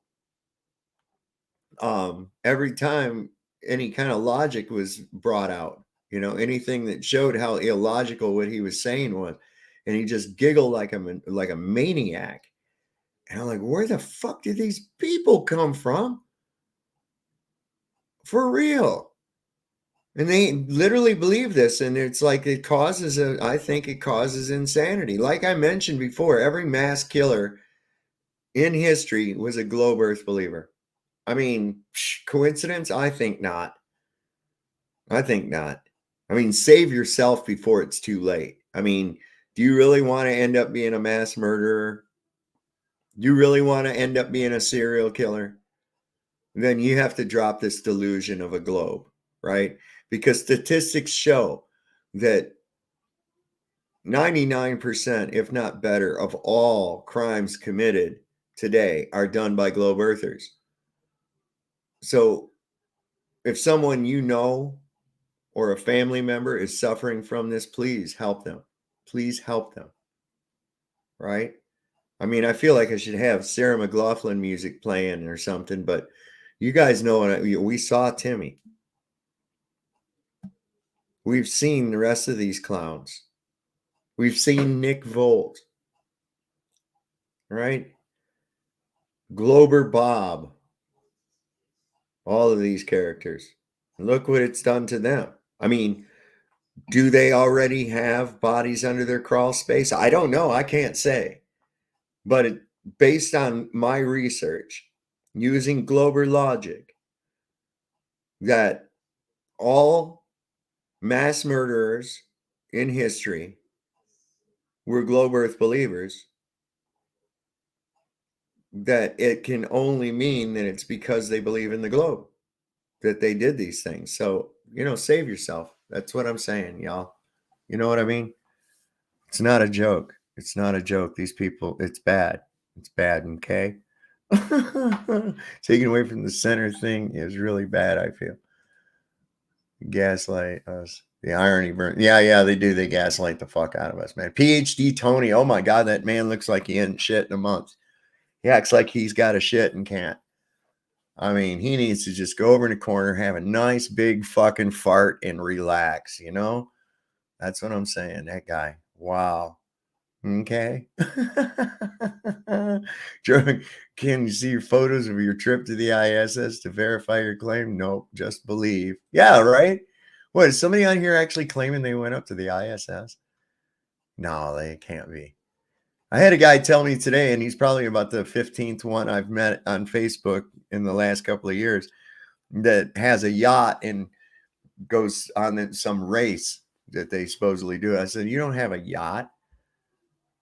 I said, shut up. You don't do that. Just stop, man. If you got to make up shit to make your point, you don't have a point, right? You don't have a yacht. Your mother's got a fucking hot pocket in the microwave cooking for you right now. And you're in some musty fucking basement, jacking off and fucking arguing with people. I saw it on The Simpsons, right? Should fart in a spacesuit. Yeah, they did that on The Simpsons too, I think. I think he farted in a spacesuit or something. He started puking. Prove they're lying about. No. You claim it's real. Prove that it is real, brother. The hell are you talking about? I thought you were supposed to come up here and tell me about your fucking gravity, dude. Come on, Charles. You're really slipping. You're letting your globe community down. You're letting all us flat earthers make more people flat earthers, and we're just growing in number, and you guys are slacking. You guys are slacking really hard. So come on, man, click that link and come on up and tell me about the fucking gravity. Uncle Artie was supposed to come on. I asked him to come on here to tell me about Jupiter. He said Jupiter's a gas giant. And I said, how do you know that? And he goes, you can see it. I said, how does looking at something in a telescope tell you what it is, what it's made out of and shit? Did you ever stop to wonder, how do you have any ball of gas in fucking space? I mean, if I go out into space with a can of oxygen and I open it up, is it gonna like be in a little ball floating around out there and shit, and maybe turn into a star or something, or attract other stuff to it? Or how's that fucking work? Does a ball of gas have gravity? You can't even weigh what? I mean, this is the kind of shit that they're trying to talk to you about, and they're serious, and they think that shit means science because that's the word that's been bleeded into their brain. Every time somebody goes and tells them this nonsense about something, they just go, oh, it's science. And it's like, no, tell me the fucking science part. That's what I've been waiting on here. And you look and there is no science. It's just some guy thought some shit up and they start treating it like it's a fact. It's just, what the fuck? This world's run by nuts, man. I don't know why anybody has any trust in any fucking body whatsoever. You know what I mean? Holy shit. So I think this guy, he had one more, I think there was one more gas behavior video on here that I wanted to look at. And then I'm probably going to wrap it up. It's Friday night. People got stuff to do. And maybe next time we'll look at his stuff on Newton's first, second, third law of motion. Those are pretty interesting. I love how these people, they want to talk about Cavendish, right? Oh, Cavendish, right? And as Flatzoid showed, Cavendish never even did the fucking thing.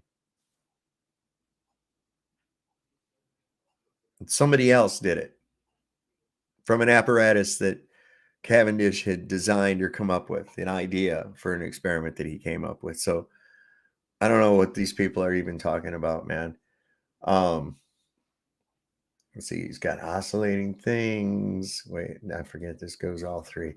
Lesson 10, thermal expansion, energy and momentum, ways to produce electricity, the simple pendulum, resonance. Oh, I saw this one on centrifugal force. Maybe we'll watch that one too. This one's pretty good. Oh, okay. Yeah, here it was. Archimedes. Oops. Gotta go back. Archimedes. All right. Because this is one of the crux of our thing. We talk about buoyancy and density, right? All the time. These people say, no, it isn't. It's gravity. But even though we showed that we say it's gravity, or we say it's the medium, and we show that by manipulating or modulating the medium, we change the effect on the dependent variable. That's evident when we remove the medium from a vacuum chamber and something gets heavier. We see that occurring there. If we increase the medium, we see a reduction in weight, which of course, as I postulate, weight is nothing more than the relative density of an object within its given medium. We quantify that into pounds or stone or kilograms or whatever fucking unit of measurement that they've used within the past, like all these ancient things of length, like leagues and fathoms and stuff I guess they don't use anymore. I don't know why. Anyway, gravity is for the masses. Oh, I got this.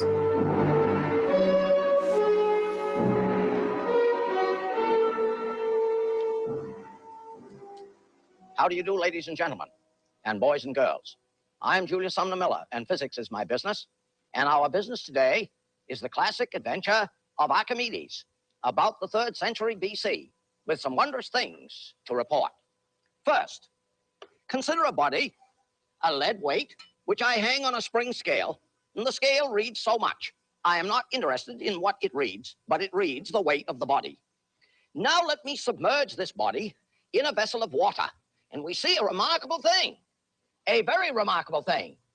As I submerge it, the scale reads less and less and less, and I urge you to see that the weight is not resting on the bottom of the vessel of water. Accordingly, when I submerged the body, the water pushed up on it, provided a buoyant force, as we say, which Archimedes discovered in his classical bathtub experiment. Eureka, eureka, I have found it.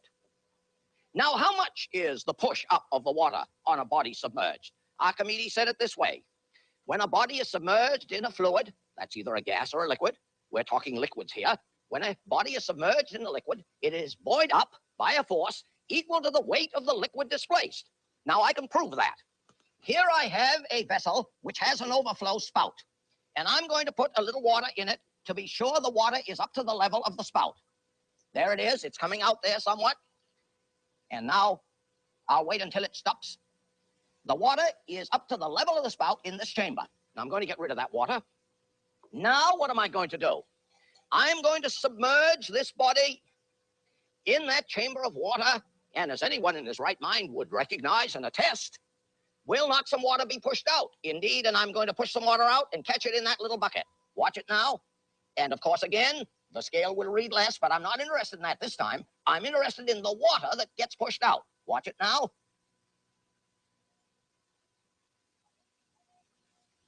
And I'll wait till all that's going to be pushed out is pushed out. That's good enough.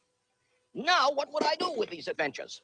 Well, first, I would have noticed how much less the scale read when the body was submerged in the liquid. Suppose it read less by 10 grams. Then I weigh this water in this bucket. And what would the water in this bucket weigh? 10 grams, meaning that the body was buoyed up by a force equal to the weight of the water this body displaced. Archimedes' principle. Fantastic. Now I said that the water pushes up. I'm going to prove that. Indeed, you should recognize it already from your adventures by the sea. When you walk into the ocean, do you not discover that the deeper you go, the less push your feet have on the earth below? Because the water is buoying you up more and more, the deeper submerged your body becomes. Here I have a glass and a hole in the very bottom, and I'm going to push the glass down. The evidence that the water pushes up will be witnessed by the water coming up into that hole. Watch it. There it is. There it is. And I say the water pushes up. I'm going to prove that in another way. Here is a glass tube and a plate on a string. And I'm going to put the string through this glass tube. And now I'm holding the string in hand. And obviously, since the plate has weight, if I let go of the string, the plate will fall down. Watch it. Well, of course, there's anyone who's watching. Doesn't that professor know that if you let go of the plate, it'll fall down? Of course, it'll fall down. Now I'm going to prove again that the water pushes up. Well, how? I'm going to put this into the water, and instantly I make connection with the water. I'm going to let go of the string. When I let go of the string out here, the plate fell off. The plate will not fall off in there. Watch it. There it is.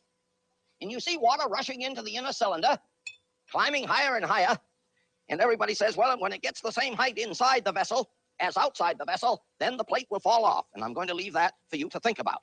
But now, my new adventure. Archimedes' bucket and cylinder.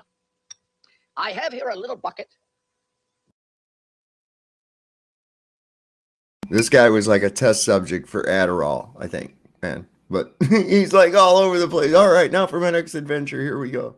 I like how he just moves along, man. It's good. It's quick. It leaves your mind going. Very nicely formed, and a solid cylinder which fits it exactly.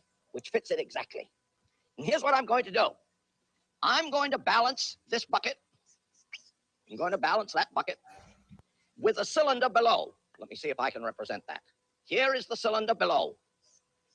And remember, that solid cylinder fits that bucket exactly. And I'm going to balance this with some weights over here. Put the beam balance in equilibrium. Then what am I going to do? I'm going to come up underneath with a vessel of water in this fashion. Vessel of water, so that I submerge the solid cylinder. The equilibrium in the balance will be destroyed, as we might say, because why? The water here is pushing the cylinder up. How much is it pushing the cylinder up? It is pushing the cylinder up with a force equal to the weight of that water displaced. And how much water is displaced? The volume of the cylinder. And how much is the volume of the cylinder? The volume of the cup. Accordingly, with the equilibrium destroyed because there is a lift, a buoyant force here, I am now going to pour some water into this little bucket. Water, water, water, water, water, water, water. Oh. When this bucket gets full, what will we see?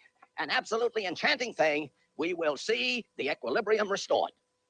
Now I have such a bucket and cylinder. There's the cylinder, there's the bucket, and I have put it in equilibrium on the scale. Now I'm going to bring up this water and submerge the lower solid cylinder. I hope you see that the equilibrium has been destroyed. The balance is no longer in balance. Oh, I came up too high. Now I am going to fill the little bucket.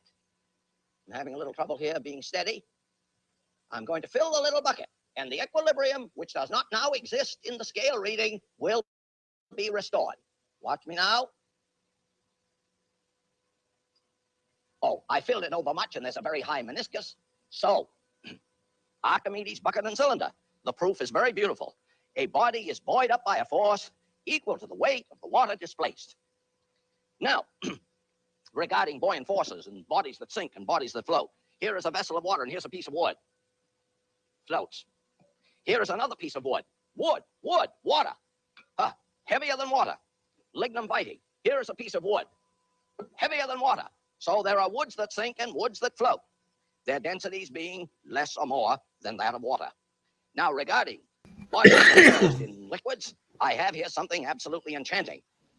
Here is a vessel of water in which I'm going to put a wooden ball.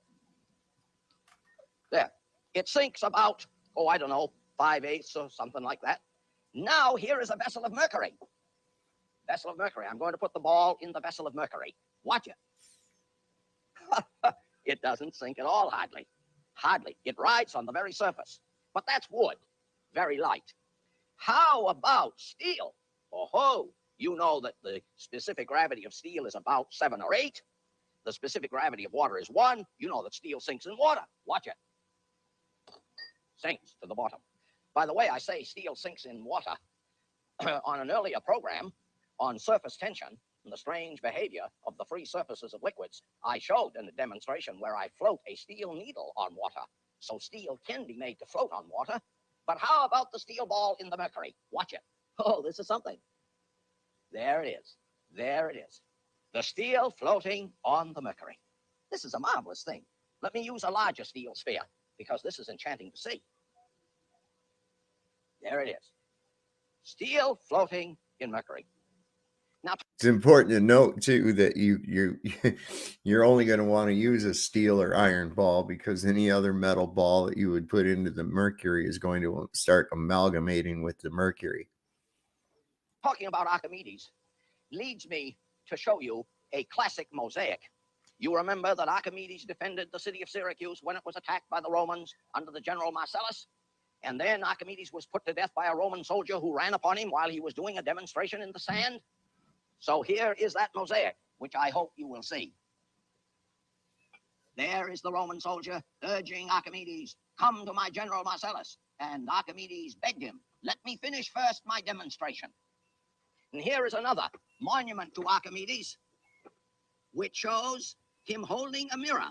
This is a little glossy and hard to see.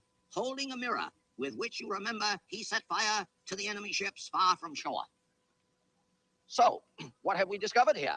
The remarkable... I'd heard about that, but I didn't know about that. I mean, I didn't know it was him. I'd heard about that using a mirror and setting these ships on fire. That's pretty crazy. I also watched a lot of sunsets sunk behind the horizon, bottom up, and still had light for a little while after no longer see the sun. Yeah, it goes into the horizon, Charles. It doesn't go over it. I mean, it does go over it, but it doesn't go, under it. You know what I'm saying? It just goes into it. That's all. Can't argue that. Chili. Who is Chili in here? Oh, Chilling. Chili was over at Ironton Auditors earlier and causing trouble under using my name, using my real name.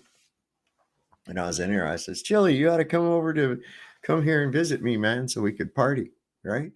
Chili de Castro, what a goober. Principle of Archimedes that a body submerged in a liquid is buoyed up by a force equal to the weight of the liquid displaced. Now, Archimedes, as you know, apart from being a natural philosopher of the first magnitude, was also a mathematician.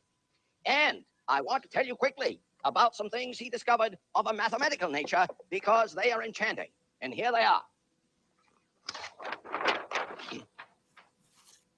Here I have a right circular cylinder. And here I have a right circular cone. And here I have a sphere.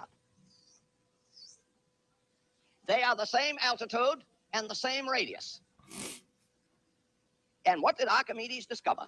He discovered by playing with these, filling them now in turn with sand, that the volumes were uniquely related in the ratio of 1 to 2 to 3.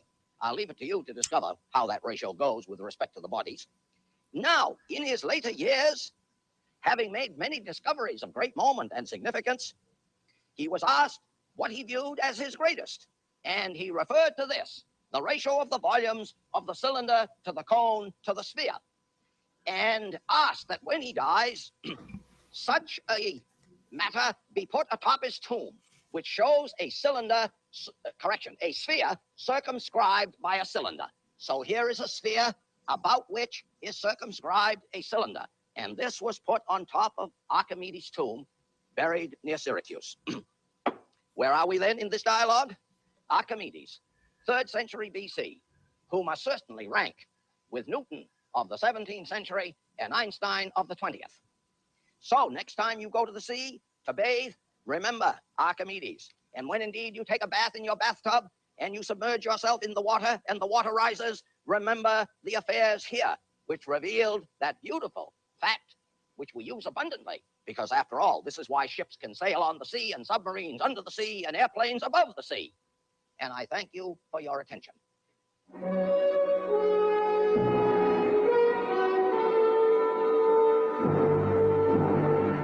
I wonder what year these are.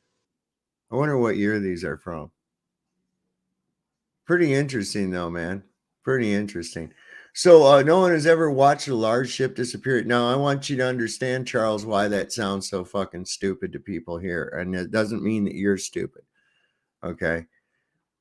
The people here have seen us talk about ad nauseum, angular perspective versus field of view, right? You're standing on the ground. Your field of view is obstructed up to the horizon. The ground is obstructing your field of view. You can no longer see in this direction anymore. Okay, that's it. Here, you're above that, your view is not obstructed. This is called your field of view. Okay. So things that are going away from you, once they've gone into the limit of your horizon, your visual horizon, they are going to appear to disappear or get smaller from the bottom up. And this is just because you have a piss poor field of view. If you rise in elevation, you lose that. As soon as you start to rise in elevation, you've now increased your field of view, and the bottom of the ship will come back into view. This will continue on. You can keep doing it as you go up until the distant object eventually becomes too small to resolve within the limits of what you're looking at. And you can zoom into that area. Sometimes you can get it real fuzzy, but most of the time it's too hard because you're looking through a thick, dense layers of atmos. Now, it's not so bad looking down at an angle as if you're high. You can see a good long ways, but you're still looking through a thickness of opacity. No, I said your field of view. If you tilt your head, will it allow you to see through the ground?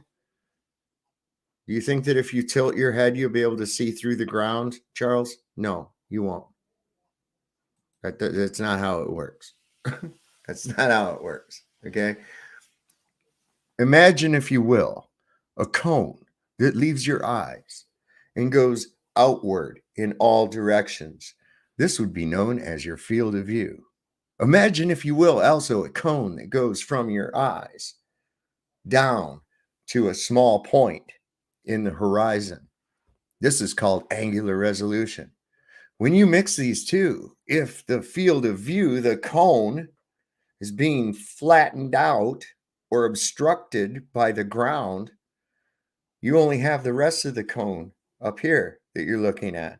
And so at eye level, or about relative to eye level, there's your horizon. Your field of view is still not obstructed up here. Your ground has risen up into the distance, into just relative to eye level.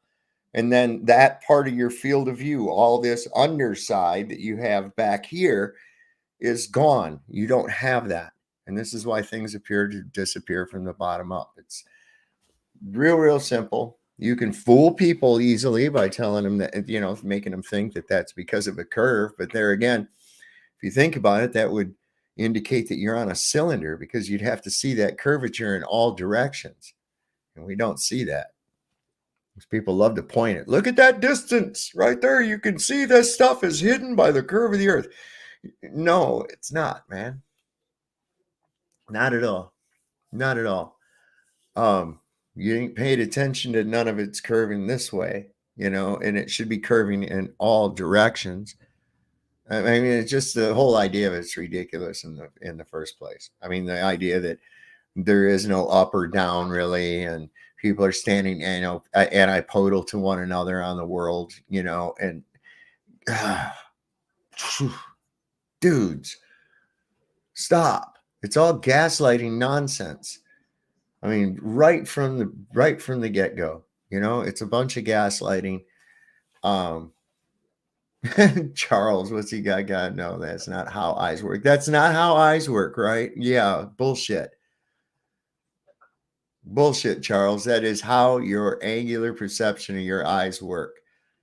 Everything goes from the outside in, from up to down, from down to up. That's how we see. It's perspective geometry. Come on, man. Yeah, it started at the normal time, Chicago. That comment sounds like Timmy. It does. It does. Charles, are you Timmy? Are you Timmy? I think you're. But anyway, it gave me a good opportunity to explain that shit to some people. Yeah, man. Yeah, another good one he's got on here is on let's see, what did he calls it? That's one we just saw.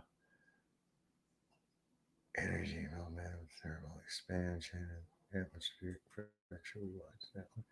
Where's the one where he did here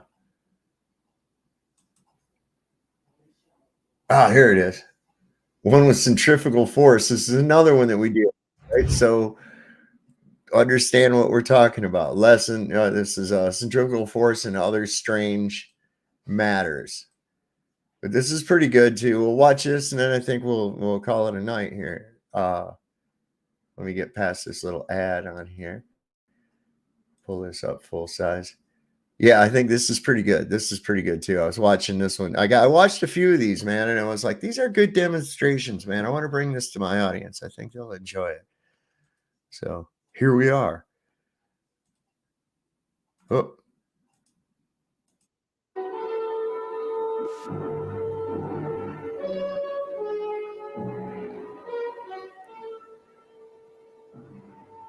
Now, see, this explains a lot. That music, the setting, everything like that. Dramatic demonstrations in physics. Dramatic. Now, it's the drama that gets us, guys. How do you do, ladies and gentlemen, and boys and girls? I'm Julius Sumner Miller, and physics is my business. And our very special business today is a very important subject, which is commonly referred to as centrifugal force. Centrifugal force. And I'm going to put the word centrifugal in quotation marks because it is so badly, falsely, erroneously, incessantly badly used. Illustration. Here I have a ball on a string. and I whirl it in a vertical circle. If now at the top of the path, let us say, or at the bottom of the path, I let it go, I cut the string, does the ball go radially outward from the circle? No, it does not. It goes tangent to the circle at the place in question, like that. I'll show you that letting it go at the top. So I point out by this argument that there is no force radially outward on the ball, a notion which is often badly used. Now, as an illustration of what I mean, here I have a little chamber in circular trough tube in which reside two spheres, and they lie at the bottom here. Question, I want to get one up that end, and I want to get the other up that end simultaneously. How do I do it? Obviously spin it about a central vertical axis, and there they go. Now it is commonly said that centrifugal force drove them out. But since this is not intended to be a lesson in physics, I can only say that that argument, that notion is quite wrong, as we will see in subsequent demonstrations. There is indeed a little toy connected with this, and I would have you see it, because it's quite enchanting for beginners to learn about the forces involved here. Here is a little circular trough, a toy indeed, in which reside two spheres, as in the bigger apparatus I used, and you will see that they lie one on each side of a partition. Question, I want to get one into a recess on one end of the tube, and the other into a recess on the other end of the tube, simultaneously. Solution, and when you play with your classmates with this, if one doesn't know it, you can always turn your back and surreptitiously, sort of secretly, spin it. I'm having a little trouble, but that is the way nature. There I have it, and each resides in its own little chamber at the ends of the trough. Now, I showed you in this demonstration that the spheres went outward. I now want to do a very classic thing, which raises an interesting paradox. I have here another rotating mechanism. On this end, there is a candle, which I'm going to light, and I put a little chimney around it to protect the candle. And on this end, there is another candle, which I'm going to light, and I put a chimney around it to protect it. And now I am going to rotate this system about a central axis. And the question to be asked is, what do the candle flames do? Well, there are many possible things the candle flames could do. They could lean out. They could lag behind. They could lean in. They could lean out and back, which is sort of diagonally. They could do many things. But the reason I call this my candle paradox is that they do what is least expected. Watch, and we shall see them lean in. Watch it. They are leaning in. They are leaning in, which is an amazing thing. Regarding this fictional centrifugal force, supposing we had some water in this bucket. You know, one of the classics of all time. You can swing the bucket in a vertical circle, and the water will not come out. Question. In the case of the ball on the string, whatever I did with that, oh, it's gone.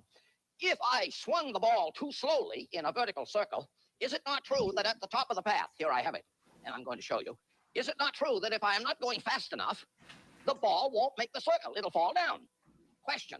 Supposing I have some water in this bucket, and I do this with it, and I don't go fast enough at the top, will the water fall out of the bucket? Nearly everybody says yes, but that's not true. Answer why. When the bucket is up here and the water is starting to fall down, the bucket falls down at the same rate. So the water does not come out of the bucket. So you see, this is an old fable, very falsely treated. Consider some more of the same. I have here two vertical steel hoops, which are fixed on the bottom, but free to move on the top of the central shaft. And I'm going to put these into a rotator, which permits me to spin the thing fast about a vertical axis.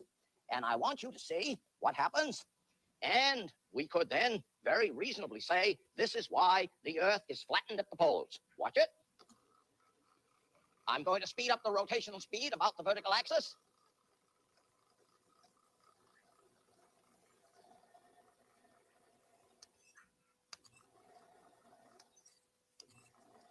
Now, the consequences of the Earth's rotation on its own axis, about 1,000 miles per hour at the equator, because there's no point on the equator go 24,000 miles, 25,000 miles around in 24 hours. There is much consequence to this. Persons weigh less at the equator than they do at the poles for two reasons, both of which I'll leave to you to explore. Consider another consequence of this high-speed rotation. Here is a thing called a governor. There is a sleeve here on a vertical shaft, and if I spin this system fast enough, you know what will happen. The spheres will move in this fashion, the sleeve will move up on the central shaft, and it could well intercept a valve here, which would shut off fuel to the motor. And that's why it is called a governor. Oh, notice I'm pretty nearly on dead center. There it is, there it is, there it is, there it is. A governor. Here is one that you can do, utilizing this fictitious force of centrifugal stuff. Here is a coat hanger, and here is a coin, a penny, the lowest coin of the kingdom, I guess. And I'm going to put that coin at rest on the bottom part of the hanger. And I'm going to swing this hanger with the coin on it in a vertical circle. And I say I can keep the coin there. Why? The coat hanger will exert a force on the coin, just as the string exerted a force on the ball to keep it moving in a vertical circle. Watch it now. Somebody says, well, I hope it doesn't work, Professor, because, you know, well, if it doesn't work, then I've lost my professional dignity. But there must be a reason why it doesn't work if it doesn't. And remember, we don't ever say that the experiment failed. Watch it. Oh, it did go around 2 or 3 times and then flew off. Let us consider now another classic, which is really quite astonishing. Here is a glass tube through which a string passes.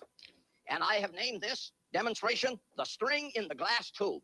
Oh, that's a good name. Of that. A string in a glass tube. I've named it the string in the glass tube.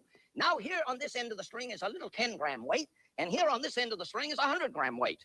Now you know that 10 grams can't hold up 100. Of course not. 10 cannot hold up 100. But I'm going to do something to the little one, and thus give birth to a strange force which will hold up the 100. Watch it. There we are. There we are. The 10 is holding up the 100. Indeed, I'm going to make it lift the 100. There it is. Oh, I'll do it again. There it is, lifting it. Now, we must never say that there is a force radially outward on this thing pulling on the string. Oh, wait a minute. I said something wrong, and I'm glad I did, because it may lead some of you to catch me up on it. I said there is no force radially outward pulling on the string. Yes, yes, yes. There is a force which the string exerts on the body, and there is a force which the body exerts on the string, but there is no force radially outward on the body. So you see, ladies and gentlemen and boys and girls, in the heat of this argument, I could very well make an utterance which the good people will quickly detect. And I'm glad I detected it, so you will see that there are occasions when I say things that are not right. Consider another of this business called centrifugal force. Here is a flexible loop which happens to be of rubber. I sometimes use a chain. Very flexible. It hangs quite limp-like. Now, what do? I put it on a circular disc, and I rotate that disc at very high speed on a rotator such as I had here.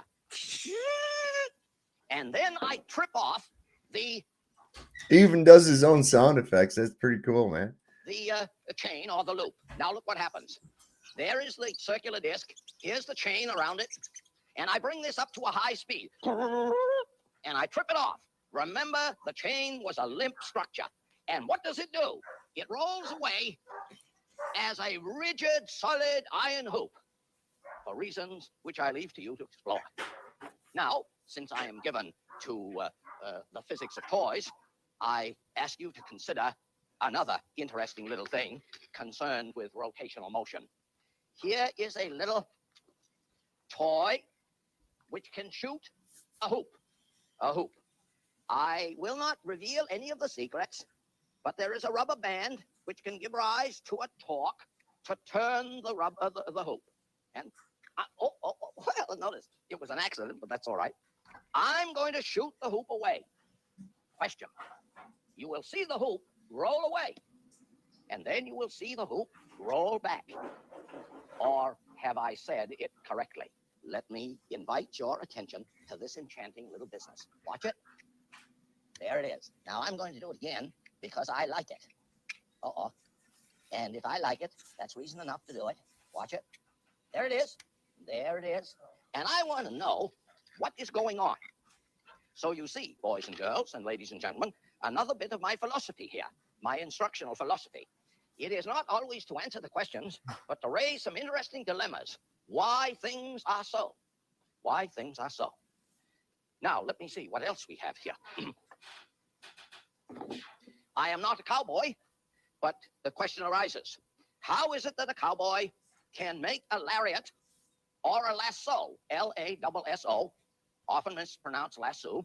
How can a cowboy make the thing go in a circle, in a ring? Well, there it is. Notice the circular shape it took up. And the question arises, why is it circular? Interesting dilemma. A jug of water. Do you see again, ladies and gentlemen, and boys and girls? Again, some more of my philosophy.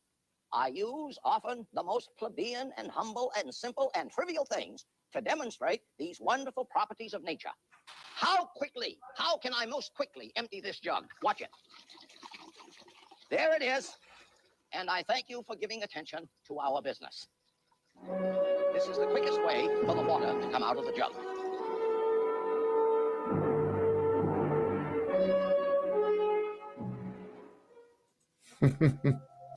Pretty good, huh? So I wanted to share one more thing with you all before I get off here tonight, and it's regarding this right here. How often do we hear the sun never changes angular size? Oh, why is that? And of course, we try to explain to these numbnuts that it's because it's out of your vision before you get a chance to see much of it changing in angular size. But I'm going to show you some pictures right now taken from high altitude, and I just want you to tell me what you think about it, okay? So let me stop this screen and do this. Okay. There's one. There's one. There's another one. Oops. Sorry about that. Hang on. What happened? And that one, that one, that one. Okay, Okay, we got this one. There's one. Different size. Where are we at? I mean, come on. Fuck are you people talking about? God damn it, why is it doing that? There's different size there. Different size there. What is going on, guys? What is going on? In fact, I think this one was taken where it was nighttime somewhere else, but you could still see the sun. Oh, wait. There's a different size. Oh, there's another different size. Different angular size. What in the world is going on? I mean, so you're seeing what? So as we've stated several thousand times, it would if you could see it long enough. And we've shown that you can't see it for long enough, but you can up at those altitudes. Oh no, you people. How is it out of my vision, but still viewable to people west of me? I'm just showing you, dumbass. I'm showing you right there. That sun should be on the other side of the earth, and it's not. It's just far away across the plain. That's why it looks smaller. Did you not understand? This is answering your question. This is answering your question right here. Do you see the size of the sun there from high altitude? It's obviously night where the high altitude photograph's being taken from, right? But look, he's looking over toward where the sun's at. Ain't that some crazy shit, right? And it's small. Look at that. It's much smaller than it is, say, oh, in this picture where it was rather close. Or maybe, no, not that one. Or this one, right? Oh my God, where'd that one come from? Jesus. Oh, there's a different size too. Oh my God, look at that. Look at that. Oh my God, how did it get so fucking little? Jeez, wonder how that could happen. Sun never changes angular size. Oh no, how did it got big again? So the sun must be turning, just breathing in and out real fast, and a camera catches that or something, right? Is that what we're getting at? Oh, no, look at that one. Jeez, oh Louise.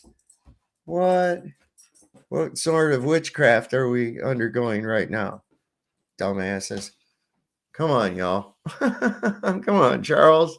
No filter on the camera. Dude, go sit in the fucking corner, Holmes. For real.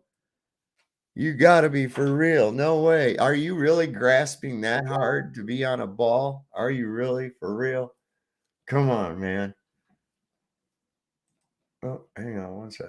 All right, let me look at something real quick here. Oh, okay. Yeah. I sent a link to Melodome. That was what that was from. I'm a subscriber and I'm from Arkansas. I'm just trying to get my daughter home.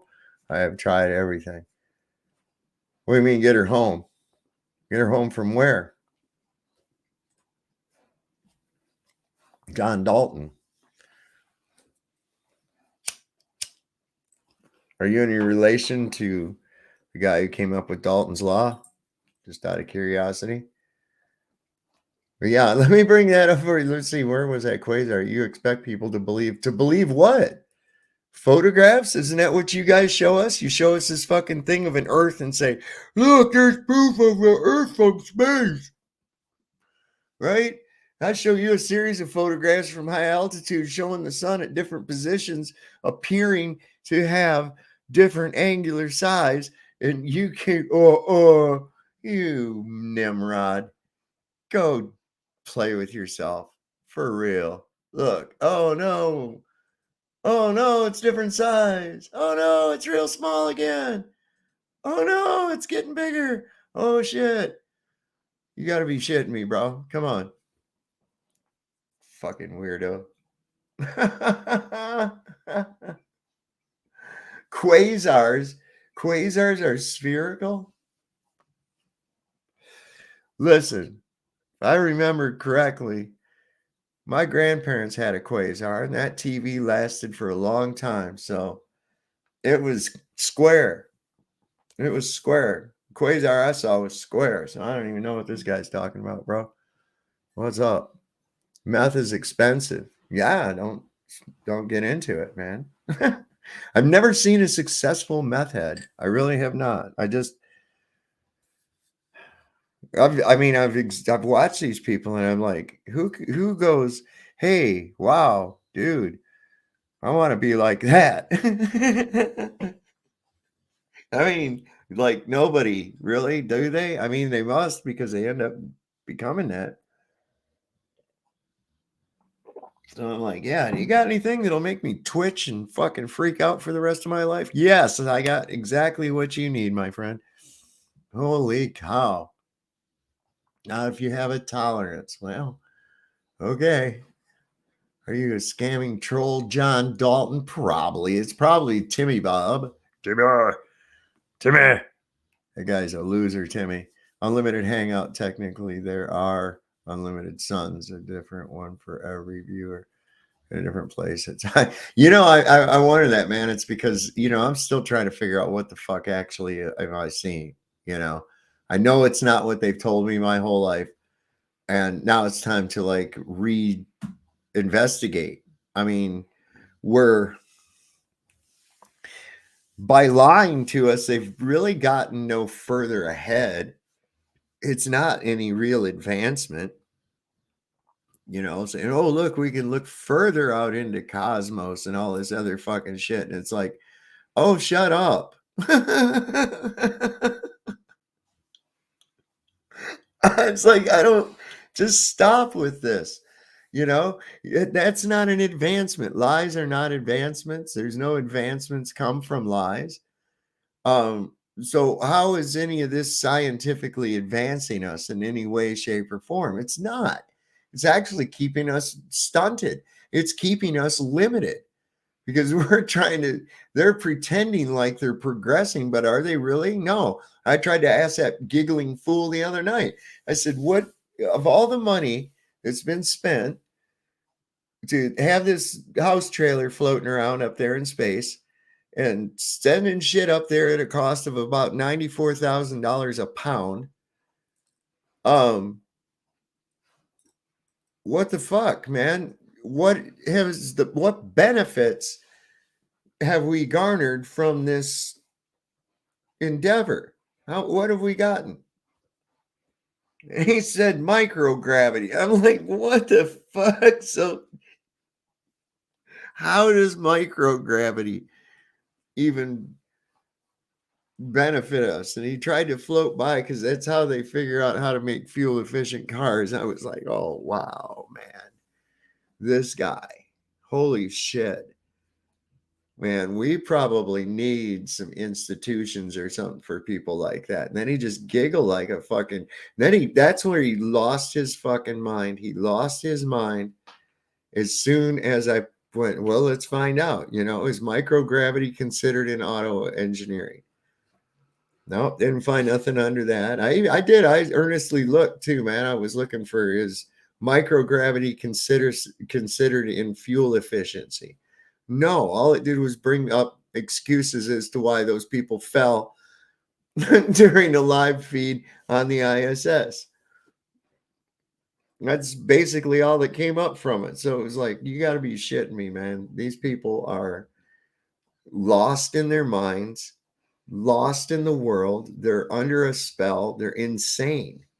They really are. I mean, it is a form of insanity when you look at it, and it causes you to believe in insane things.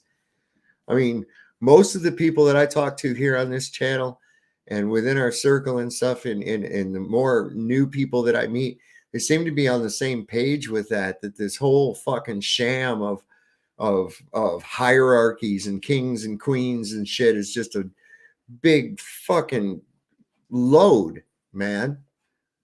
That's what it is. It's like this big fucking load, and people are brought up to believe in it. They get involved in it, and they just perpetuate it. And it's like, once you step out of the insanity room, you realize that, wow, that stuff's just a big circus, man. All that shit is all a big fucking circus, and it's all just control of your mind. So, we gotta, now they claim there are gravity pockets. I know we hit them every once in a while up here while we're going along. Sometimes I think it's my handler back here, Something Wong. He likes to pull jokes on me. Sometimes he'll steer this thing into a gravity pocket, just, because he's just likes to be, he's a communist, man. They're dicks, right? So they have like a little quota of being a dick every day that they have to keep full of. It's like how the Jehovah's Witnesses have to knock on a certain amount of doors every week. They have to be a dick somehow a certain amount of time during the week. It's in their law, and you can't prove that it's not because you don't read Chinese. So take that, flurf. Anyway, man, I hope you guys got something out of those videos. I thought it was a good way to demonstrate some simple principles to people. I urge people go over and check out some of the other ones. They're interesting, and they bring up some stuff that you haven't maybe thought of. And so I think that's kind of a beneficial thing. Let's see. This is Friday night, right? Yeah, getting ready to be Saturday morning here in about 2 minutes. And that'll be just about perfect time to get off of here. So yeah, man, it'll be like Tuesday. I have a show coming up on Jeranism where I'm going to be on there with Craig from Fight the Flat Earth. I'll post that in my community section probably after I get off of here tonight. Let's see, something else I wanted to get out about tonight that's right, Burden of Corporate Fiction is going to be on tomorrow night at 9:30. I will post links. If you're not subscribed to Burn the Corporate Fiction, by all means, go over there tomorrow. He's going to have me on and his brother, who is not my son. It's his half brother. And I don't think the last time I saw this guy, he was just a little kid, I think.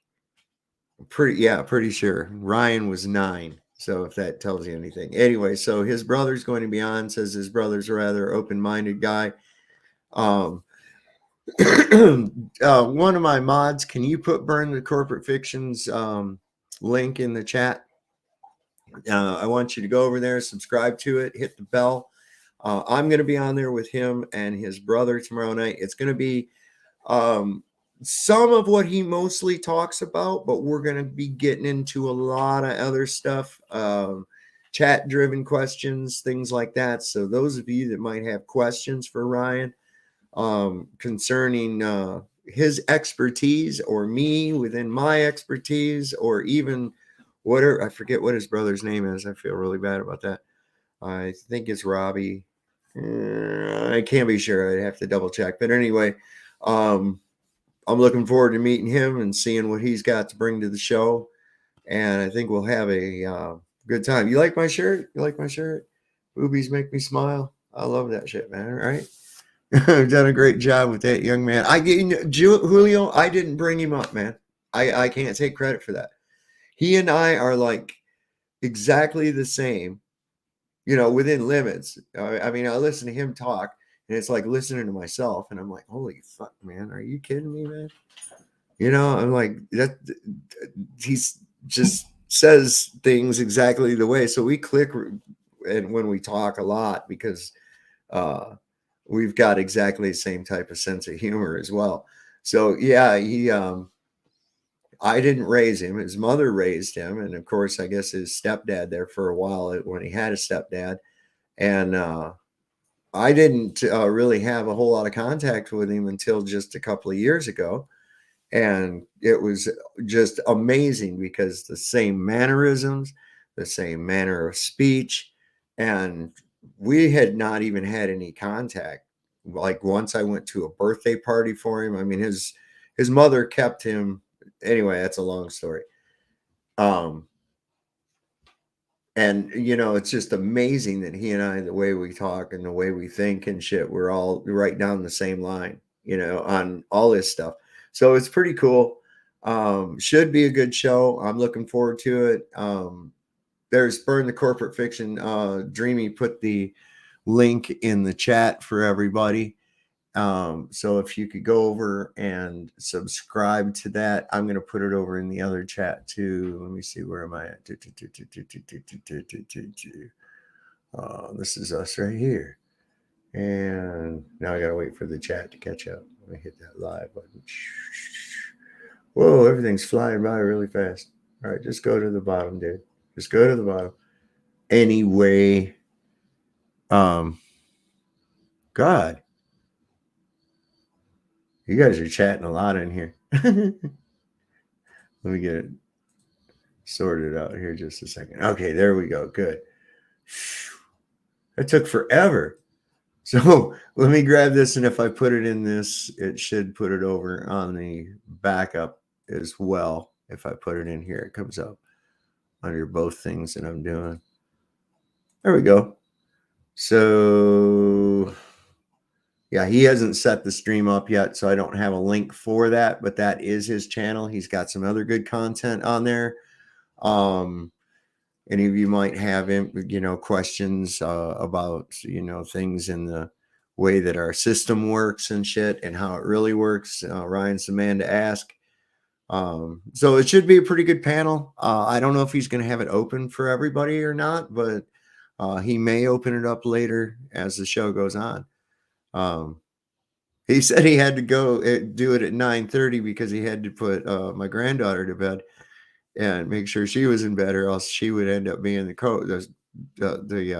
co-host of the show. And I told him, I said I couldn't think of a cuter co-host. And she's a little darling. She got her birthday presents. My wife made her a little doll that's also a flower. You move the thing the other way and it turns into a flower, and a little outfit. So I'm looking forward. I should be getting some pictures of that. They probably have already come in my thing, and I just have been on here busy, not been able to look. So I hope y'all got a lot from those videos that we looked at. I'd like to discuss some of that stuff, but you put those principles, those ideas in your head as to how the earth works, and you start, it gives you more ideas. It really does. Because these guys are all the time, you don't know anything about physics. And it's like, yeah, I do, and apparently you don't, because, you look through some of these just simple demonstrations disprove some of the shit that they postulate. And of course they say, well, science doesn't prove anything. Yeah, but if I disprove your theory, then it can't be used anymore, right? Like with gravity, right? Okay. So that's the point. And, some of this stuff, they try to intimidate you with it. They don't really know what the fuck they're talking about. They try to intimidate you by evoking it and saying, oh, Bernoulli's principle, or what the fuck ever, Archimedes or whatever. And you're like, oh, what was going on? And you see some actual demonstrations, so you know what to hit them back with, what you are trying to explain. I mean, you've seen the demonstrations, man. So it kind of strengthens that noodle, so to speak.